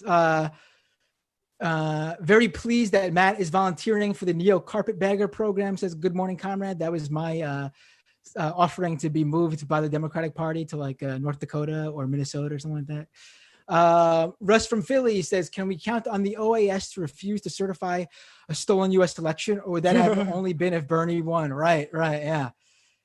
We're not Bolivia. Excuse me, buddy. Communist Ghoul. Hey, Matt, Brendan, Jamie, and Matt. The first debate is less than a week away. Do you all think anything of value could come from this, or just memes? Personally, I don't see how it could shift anything at this point. Yeah, just memes. I don't think it's going to do anything. Yeah, I'm just hoping for not a disaster by Biden. Right. Obviously there's probably some normies who will actually base a decision off the debates, which is sad, but we should also consider that they're real as well.